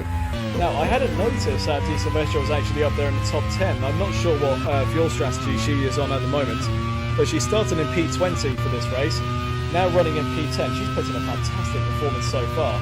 We were expecting her to be something of a dark horse for this season, especially given how well she went at the non-championship Vancouver Grand Prix, which she actually won, if you guys remember watching that one. So we thought maybe she can actually put in some strong performances and maybe, just maybe, fight for a title this season, but it hasn't gone to plan for the MasterCard Lola team. Alain Charles, the team principal of that team, not really putting too much effort into the upgrade windows, it must be said, Tom. He's put a bit into the reliability, but not really so much into power, and it shows through their results so far this season. They do have some points on the board from Di Silvestro and Tatiana Calderon, but not really any sort of title challenge coming from the MasterCard Lola camp. No, and the relegation is beckoning them now, isn't it? Relegation a real threat for some of those teams. We've got Manor, Frost in the lower reaches of that fight. Trying to remember who's actually the other team down there. I'm just checking my notes here. Got a lot of notes to go through, bear with me. Yeah, so MasterCard Lola is the absolute bottom team there. They've got 5 points to their name. Tatiana Calderon taking an 8th place finish in Topanga, while Simone Di Silvestro picked up 1 point in Chennai for 10th place. So Lola, Mana and Prost, as it stands, would be relegated down to League 2, but we still have another half of this season to go. A lot to play for, and if you look at the performances of the likes of Alguersuari, Andretti and so on, Tom, up there in the points at the moment, there is still plenty of time for those positions in the championship to change. Absolutely, and Alguersuari's now got ahead of Di Silvestro, so Alguersuari up into the points, and considering he's only 1 stop in, he's got a great chance of a points finish now. Emma Featherstone getting in touch on the YouTube live chat saying, what the hell? I'm winning. Emma Featherstone, the team principal of the BMS Scuderia Italia team, currently has Andre Lotterer 3.9 seconds in the lead of the Grand Prix, but on a different strategy to everyone else. So a win not guaranteed, as Tatiana Calderon's pulling over with a puncture. One of the rear tires, the rear right there, has given way on that low load. Oh, getting a little bit skatey there over the curb, doing a Tony Hawk impression there, it seems. But Tatiana Calderon becomes another retirement in this race. That is our 9th retirement from this Grand Prix. We have already lost Roy Nissany, Pietro Fittipaldi, Nick De Vries, Stoffel Van Dorn, Scott Dixon, Pedro De La Rosa, Tom Christensen, Alex Albon, and now Tatiana Calderon. We have 17 runners left in this race, Tom. We do, and we've still got 17 laps to go in this League 1 Istanbul Grand Prix. Balde 3.7 seconds behind Lotterer, and not to, what's the word I'm after? Ruin the party for Emma Featherstone. But Lotterer is due in for another stop before the end, and Fittipaldi's already out of the race. So the differing strategies becoming very evident here. We've got Bourdais and Magnussen on the one-stop strategies as Da Costa comes in for his 2nd pit stop. So 1 lap of fuel left in our Super Guri. He is now going to go to the end. Where is he going to feed out? Maybe around about Alguersuari, Di Silvestro sort of area. Maybe. We'll have to wait to see how good a job the Super Guri garage does here. 18 laps of fuel go on board. Definitely going to the end. What's the timer going to be on this particular pit stop? The Jackmen drop him, and it's a 9.3. Not too bad for Super Guri. Not the fastest, but not the slowest we've seen. So a very average middle of the road pit stop there for the Super Guri team. We run aboard with Kevin Magnussen here, looking into his visor and the concentration on his face there. Da Costa has come out behind Jaime Alguersuari, so P10 for our championship leader on fresher tyres. Can he make that work and chase a few positions there? He is, well, we're waiting for the graphic to update to see his gap to Jaime Alguersuari there in P9. Andretti is 5 seconds behind Pascal Wehrlein for P6. Nico Hulkenberg a further 5 seconds behind Andre Lotterer. Sorry, Andretti. I almost said Andretti Lotterer there, mixing up my words a bit there. Now the graphics has updated. Da Costa 1.8 seconds behind Jaime Alguersuari. So Da Costa on for another haul of points here today, and looking good to make a full challenge of this for the championship. We are only at the halfway point of the season though, Tom. Still a long way to go, still plenty of time for things to change. Very much so, and Lotterer continuing, and the gap of which Bourdais closing is not closing it that much. Sorry Tom, Lotterer is into the pits. This is a crucial pit stop here for the BMS Scuderia team. Lotterer comes in out of the lead. This will be his final pit stop, the 2nd of 2, 17 laps of fuel going on board inside BMS Scuderia Italia, and where he comes out and the track position he has is going to be absolutely crucial. He's going to be on fresher tyres and able to make some moves, but we need to see how much traffic he has to contend with. He's in 6th as it stands. He's now in 7th, dropping behind Andretti. Is he? Oh, that's going to be close between those two. And that was very nearly a collision there between those two, but Lotterer nailing it to keep the position ahead of Marco Andretti. Once his tyres are up to temperature, he will have the clear air to get off after the back of Pascal Wehrlein for P5. So Andretti maybe being a little bit conservative there, knowing that there was a potential crash there, maybe just getting out of it a little bit, playing it sensibly, just making sure that he can bring home at least some points for the Manor team. Lotterer doing a good job there with his BMS Scuderia mechanics, out in P6, and he's 5.2 seconds behind Pascal Wehrlein. De Bourdais back into the lead now, as you can see Da Costa going to the inside of Alguersuari as they go into turn 7. Da Costa needing these points to try and bridge the gap in the Drivers' Championship in the League One race. Now with Hulkenberg, actually, we haven't seen too much of Hulkenberg in this race, but Hulkenberg is in 8th place. As it stands, he would close in on Da Costa by 3 points. So Da Costa, this is crucial for him to get past Alguersuari now, which he does so. So Da Costa on the fresher rubber, he will now be right after the back of the arrows in front of him. He knows how important points are towards the championship. The gap is 5.5 seconds between the two championship leaders. Da Costa, now that he has dispatched Alguersuari, will be doing everything he can to get after the gearbox of that arrows and make a move stick. Pascal Wehrlein now into the pits from P5, so he's going to drop down a few positions there. AGS having a very good run here today, one of their best races so far this season. Magnussen in P2. Wehrlein now running up there as well, but he's now showing his P8 to make that P9 as Hulkenberg and Da Costa go through. So Wehrlein, he's going to be on fresher tyres on his two-stroke strategy. Will he be able to pick up some points today here? He does have a lot more laps to go, but certainly very good for himself and for the AGS team. He comes out to the pits in P10, so both AGS drivers still in the points paying positions. It's going to be a good day for Phil Finch if they can get to the end of the race.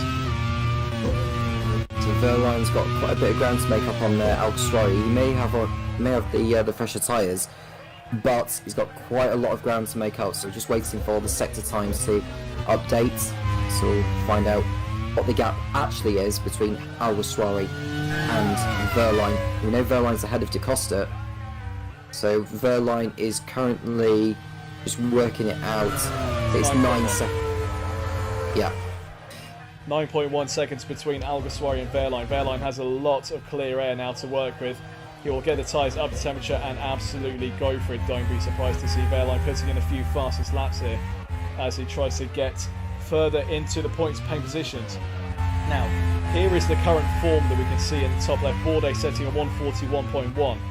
What is there going to be in relation to everyone else? He's 8 tenths faster than Magnussen. What about Buemi and Frains? Buemi faster than Magnussen, but slower than Bourdais. Frains putting in the second fastest lap at this moment, and Lotterer putting in a 139.7. He is absolutely flying at the moment.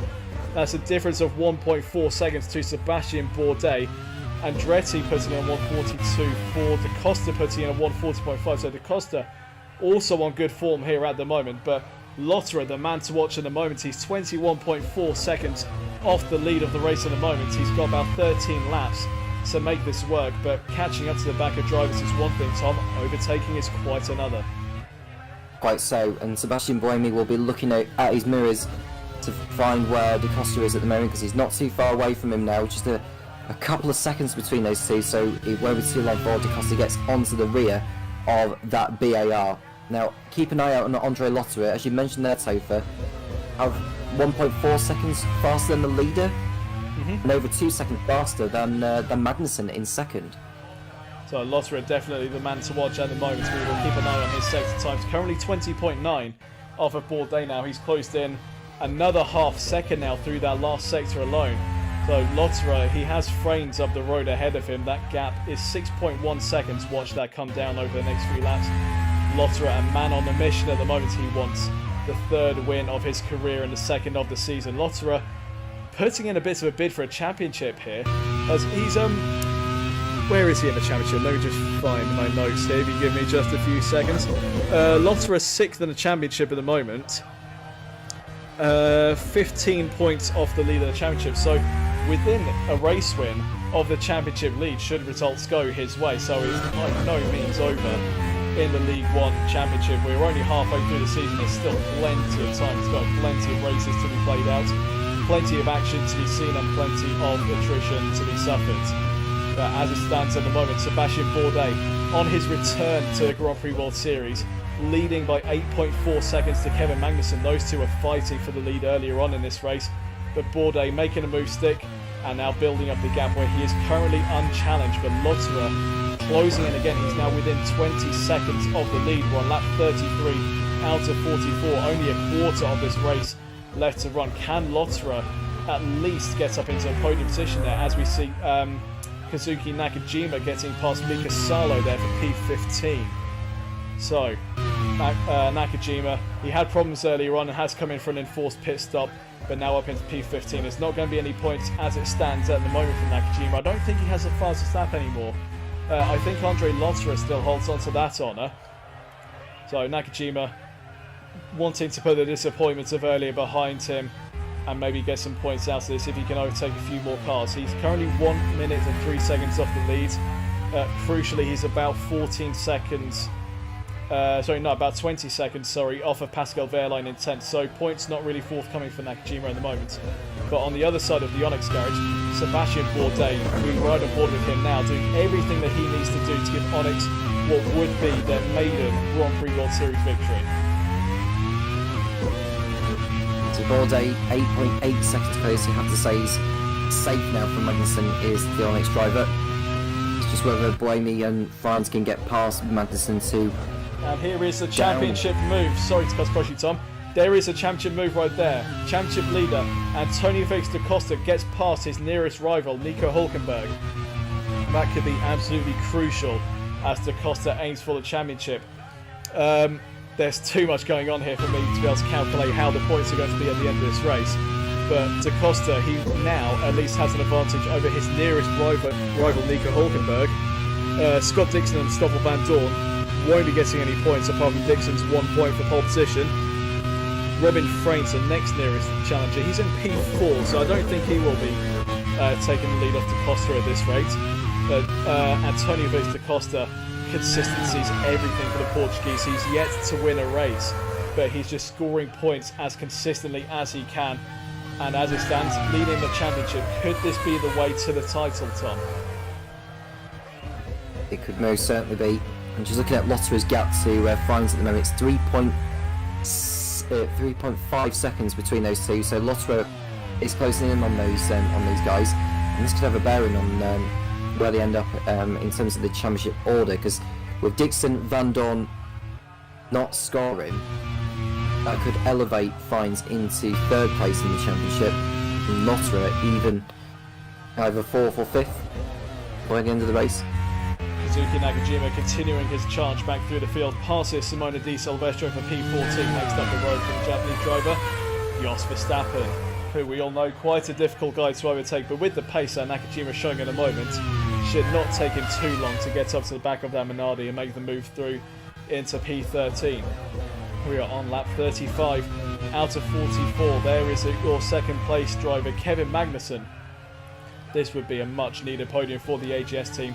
We mentioned it earlier, Tom. Phil Kinch was giving some serious consideration to dropping Kevin Magnussen. He actually ended up dropping Alex Albon from the team, who now has a new home at Manor. He brought in Pascal Wehrlein in his place, who got a podium at his first attempt back in the Grand Prix World Series. Don't forget, he used to race for BAR in Season 1. And Kevin Magnussen, he was given a second chance by Phil Kinch, saying, well, he scored points, he's up there in the top 10 of the championship, let's give him another try, see how it goes. And he's now about to reward that faith with what could be a second place finish. Phil Kinch, I'm sure he will be very happy with that. Sure, and looking at the gap between Buemi and Fines, 1.2 seconds now between those two. You can see Lotterer clearly in the background of those two. He's jogging along now, isn't he? The gap between himself and Bourdais in the lead is 18.1 seconds, which I don't think is coming down quick enough for Lotterer to make any sort of challenge into the lead of this race. But a podium is very possible here for the German. Going across the line now, he's 2.1 seconds behind Robin Frains, who's only 1.4 behind Sebastian Buemi. So this is going to become a three-way fight for the final podium position. And what can Lotterer do on those fresher tyres? Well, you can see what he's doing. He's making it work. He's getting right up to the back of the Dutchman and the Swiss in front of him. Here's your race leader, Sebastian Bourdais, 9.6 seconds over Kevin Magnussen, looking very comfortable up in front. And I think it's getting to a point now where it can be safe to say, Tom, the only thing that might be stopping Bourdais from winning this race is reliability. Yeah, and there are 9 laps remaining where a lot can still change. Absolutely. It can take just one corner for something to change, as we saw with Nick de Vries and Stoffel Van Dorn earlier on, and Nico Hülkenberg getting a bit wrong through what I think was turn 6 there, getting really out wide, getting onto the marbles, but doing well to hold on to that. Hülkenberg currently in P8, so on for some points, but not as many as he'd like. He's got his championship rival, Antonio Felix da Costa, in front of him. He'd rather that be the other way round. But Bourdais, he's going to make a good statement on a championship here. I don't think he will have joined the championship again soon enough to be able to challenge for the title later on, but Bourdais putting in a fantastic drive and proving he does deserve his spot on the Grand Prix World Series grid. A gap of 9.9 seconds over Kevin Magnussen. Here is Sebastian Buemi still with Robin Frains for company, and Andre Lotterer getting onto the back of these two. That could be a fascinating three-way scrap for the final podium as we wind down towards the end of the League One Istanbul Grand Prix.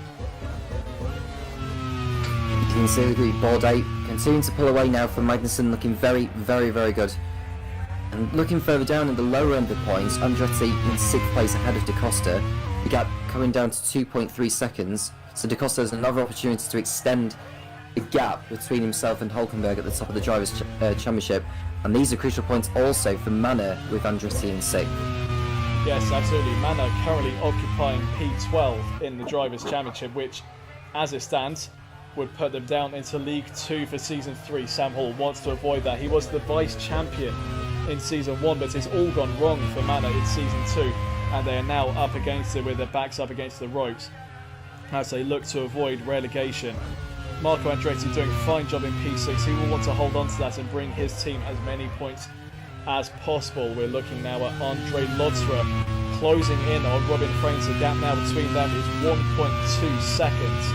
So Lotterer not making too much headway now. He was closing in a lot quicker earlier on, but now he's into dirty air, starting to struggle a little bit for grip, but still finding some pace advantage over Frains. The gap is now 1 second exactly between those two, and they're 1.3 behind Sebastian Buemi in P3. There's still a lot left to play for in the League One Istanbul Grand Prix. There is Kevin Magnussen on for P2 at the moment. He's falling behind Sebastian Bourdais, but at this point in the race I think he will be consigning himself to taking P2, which I think is fair to say, Tom, probably the maximum they could have achieved today.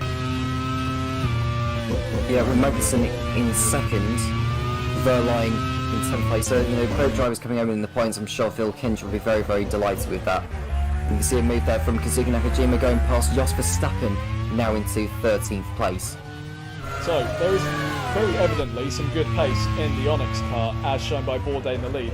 But what could have happened to Nakajima had he not had that problem earlier on? He was there or thereabouts within the points earlier on, before the issue that forced him into the pits.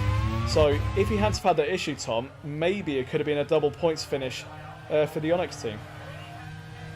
It really could have been. And look at where they are in the team standings. I mean, if Bourdais was to win this race now, Onyx would go on to 105 points, which would put them 3rd ahead of Arrows, and 14 or 15 points adrift of Simtek in 2nd.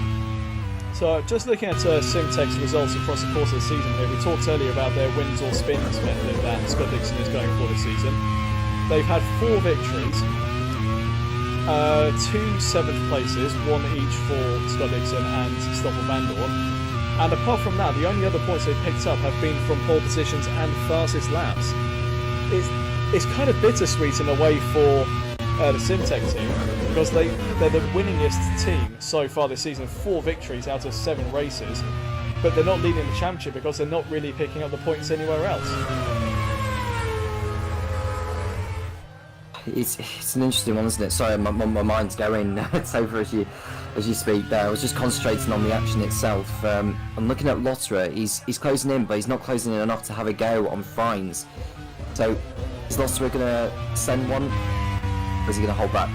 Well, we have 6 laps left to go here in the League One Istanbul Grand Prix. The gap between Frains and Lotterer is 0.6 of a second, so there or thereabouts, just needs to find a good amount of slipstream and get the move down, probably into the favoured turn 9, which a lot of the drivers today have been favouring as the overtaking spot on the circuit. Good run out of turn 8, setting up for a good run down into the braking zone of turn 9. So Lotterer possibly just building up to that. Sebastian Bourdais continuously still pulling away from Kevin Magnussen. 11 seconds now the gap, and it does indeed look safe for Ryan Ferrett's first Grand Prix victory in the Grand Prix World Series. We still have a few laps yet to go. I'm not going to try and put a commentator's curse on you, Ryan. I'm not trying to do that. I would love to see Bourdais win a race here. There is still 5 laps left to go here today. There is your list of retirements. Roy Nissany, the first of those, then Pietro Fittipaldi, followed by Nick de Vries and Stoffel van Dorn within seconds of each other. Then Scott Dixon, the second of the Simtex, to fall out of the Istanbul Grand Prix. Pedro de la Rosa had a suspension issue, as did Alex Albon. Tom Christensen, his gearbox packed in, and then the most recent one, Tatiana Calderon, having a puncture on her MasterCard Lola. And now this is the battle we want to be seeing, Tom. Robin Fraint now going defensive ahead of Andre Lotterer. He was trying to get to the back of Buemi earlier, but now has to switch into defensive mode as Lotterer wants to get up into P4. Fraint, I think he now has to concede the third place might not be possible for him today. So P4 will be all that he's focusing on keeping and 12 points there. Lotterer will most certainly be desperate to get in front of the Super Aguri now. And Sebastian Buemi looking content in third place. We haven't seen too much of him in this event, but he'll be very, very happy with a podium finish. Given where he qualified as well, Topher, because I don't think he qualified that high, did he? Although he qualified 10th on the grid, so a podium finish was something which Buemi would have taken at the start. And Tom Butterworth will be very happy with their results. Don't forget he benched Sebastian Buemi at the last race in favour of Nick de Vries. And then for this race decided that de Vries would actually replace Jean-Eric Vergne, our reigning champion, sitting out his first race since the beginning of the Grand Prix World Series. And a good choice by Tom Butterworth, it seems, to bring Buemi back in, because as you say, Tom, P10 to P3, a potential podium here for the Swiss. Yep, and with Fraint up there as well, he qualified 8th, and a 4th place finish on the cards for the Dutchman. And I have to say, Andretti's putting a stellar drive actually in the manner from 11 to 6. Could be a contender for driver of the day, couldn't he? Just looking at the YouTube live chat here, Chris Cavaney asking, why am I saying winningest? I'm not American. Well, you're correct, I'm not American. But before you critique my commentary, maybe you should critique your own spelling, saying winningest in the YouTube live chat there, Chris Cavaney. Anyway, Sebastian Bourdais, 11.6 seconds ahead of Kevin Magnussen. We have to say well done to Chris Cavaney, though, to be fair. His Leighton House team did pick up a 1-2 finish in the League 2 race earlier on today. Leighton House taking a stranglehold on the team's championship there and looking good for promotion into League 1 for Season 3. But in League 1, as it is at the moment, Sebastian Bourdais in the lead ahead of Kevin Magnussen, Sebastian Buemi from P10 to P3 at the moment, and Robin Fraint under attack from Andre Lotterer. We still have some action left to go in the final few laps of this Grand Prix. The gap now 11.8 seconds, and Magnussen doesn't seem to be struggling in second place now. He's got a good gap over Buemi, so I think he's just going to be settling for second place now, given the race has gone in the closing stages. And there's also a fight still between Alguersuari and Verline for 9th place. Alguersuari desperate for these points to keep Prost in the hunt for survival.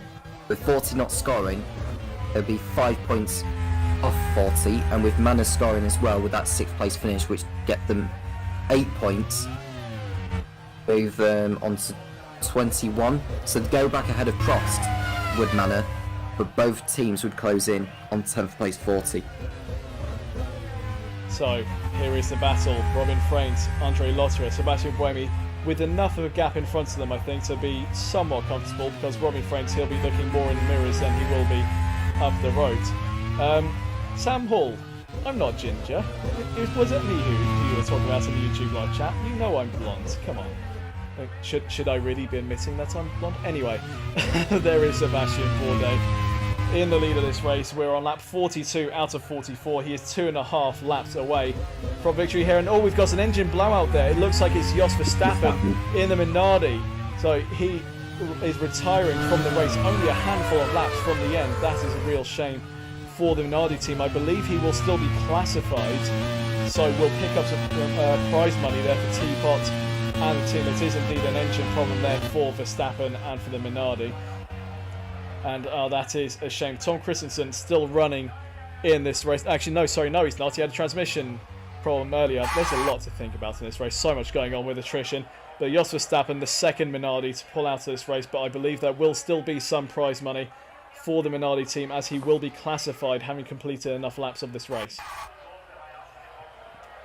It's another double retirement for the Minardi squad. I can't remember where they finished last time out in Kyalami. I'm just looking up on the the race results for Portsmen.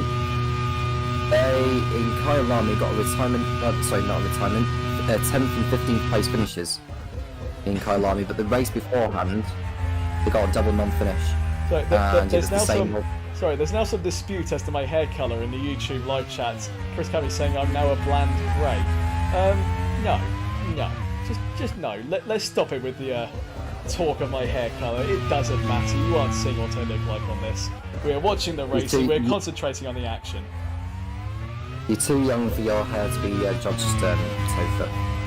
Well, yeah, I'm not too young, but anyway, that is a completely different matter. We are watching this guy, Sebastian Bourdais, on course for what would be his maiden Grand Prix World Series victory and a maiden victory for Ryan Ferris and the team. And Ryan Ferris said earlier in the YouTube live chat, GPWS Grand Prix World Series is life. I mean, he might well have been joking a bit with that comment, but I think he will be over the moon to be finally taking a Grand Prix World Series victory. There's plenty of opportunity for him in Season 1 with Takuma Sato taking quite a few pole positions actually, but just not having the reliability.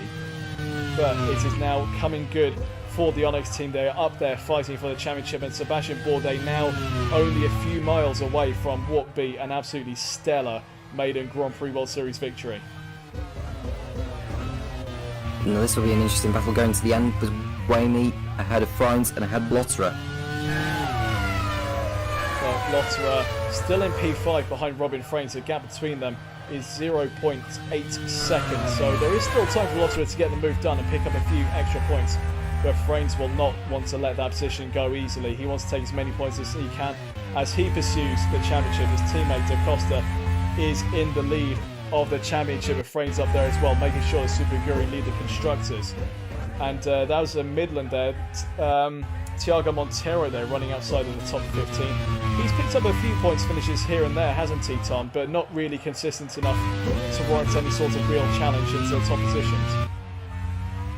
No, certainly not. It's a bit of a shame given Midland's performance. You can see Da Costa locking up there coming out of the penultimate turn, who's pursuing the manner of Marco Andretti, 6th place. The crucial thing for Da Costa is that he's ahead of Hulkenberg in this race, and with that he'll be extending his lead at the top of the championship. Right, Chris and Sam in the YouTube live chat, stop it. Just stop it. We're watching racing, let's enjoy this last lap with Sebastian Bourdais in the lead, 13.1 seconds. He is now unchallenged as he's only got a handful of corners left to go before taking victory here today. It'll be a fantastic podium as well for Kevin Magnussen in P2. And Sebastian Buemi, I think, has to be my driver of the day, Tom. P10 to P3, what a performance by him. Yeah, very well done also to Jaime Alguersuari, who came through from towards the back of the field. He started 19th, had to pick up 9th place. Fantastic drives all around, but here is the man who has put in one of the best performances of his career so far in the Grand Prix World Series. He comes out of the final corner, a short blaster line. It's finally a win for Onyx, for Ryan Ferris, and for Sebastian Bourdais. He wins the League One Istanbul Grand Prix. What a drive from Sebastian Bourdais. Fantastic performance from him. Kevin Magnussen is going to pick up a well-deserved podium for himself, for AGS, and for Phil Kinch. And Buemi, my driver of the day, P10 to P3, a podium for him. And Robin Fraines does indeed hold off Andre Lotterer for P4 there. So Fraines getting in some valuable points for his own championship charge. Behind them, it looks like Marco Andretti. There he is. He is going to take P6. That is some much needed points there for the Manor team. Championship leader Da Costa through in 7th. I'm pretty sure he will maintain the lead in the championship with that drive to P7. Nico Hulkenberg brings home 4 points in 8th once he crosses the line, which he does now. And behind him, Jaime Alguersuari will pick up 2 points for the Prost team.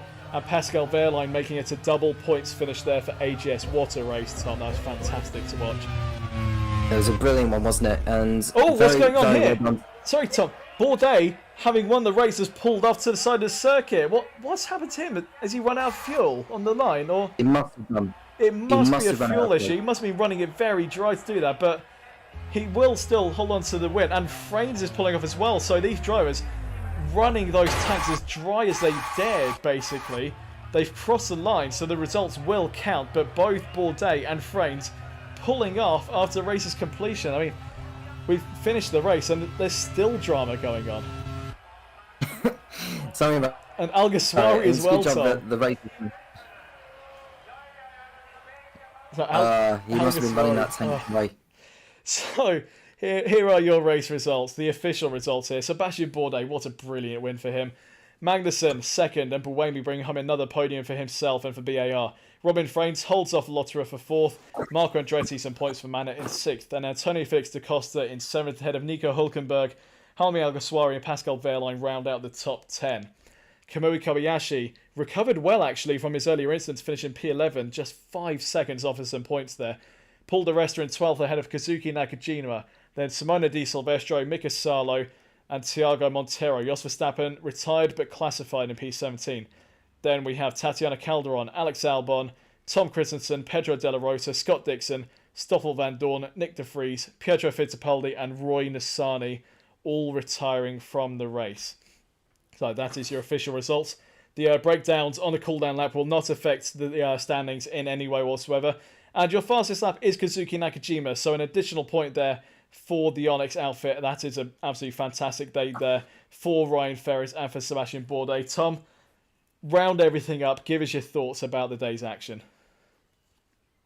Entertaining, strategy spot on from the likes of Onyx, and of course Leighton Harris. Huge congratulations to them on their 1-2 today. Very, very important in their quest for promotion. And it's also been an important day at the battle. So in the battle at the bottom of League One, because Prost and Manor scoring crucial points and 40 not scoring, and also Minardi as well, because Minardi have been very much struggling in the last 4 or 5 rounds. That's going to tighten up the race for survival as well as the battle for the title. So that's an important chapter done. Now on to the Young Drivers Test. That is next week. Well, we are officially at the halfway mark of the season. 8 rounds completed out of 16. And as Tom mentioned there, we have the Young Driver Test next. This is an opportunity for the teams to give their reserve drivers a run out on track, and also any new drivers that they wish to bring on board. We will give you all of the full driver lineups when we tune in next week. We will still be at Istanbul. It will be a direct comparison between the race drivers and the test drivers. It'll be fascinating to see whether it leads to any driver changes in time for the next race, round 9, which will be in Birmingham. So make sure you tune in next week. We will see if we can talk to some of the team principals as well, get their opinions on the season so far. But for now, I'm Topher Smith. Alongside me is Tom Kent. Thank you very much all for tuning in, and see you next week.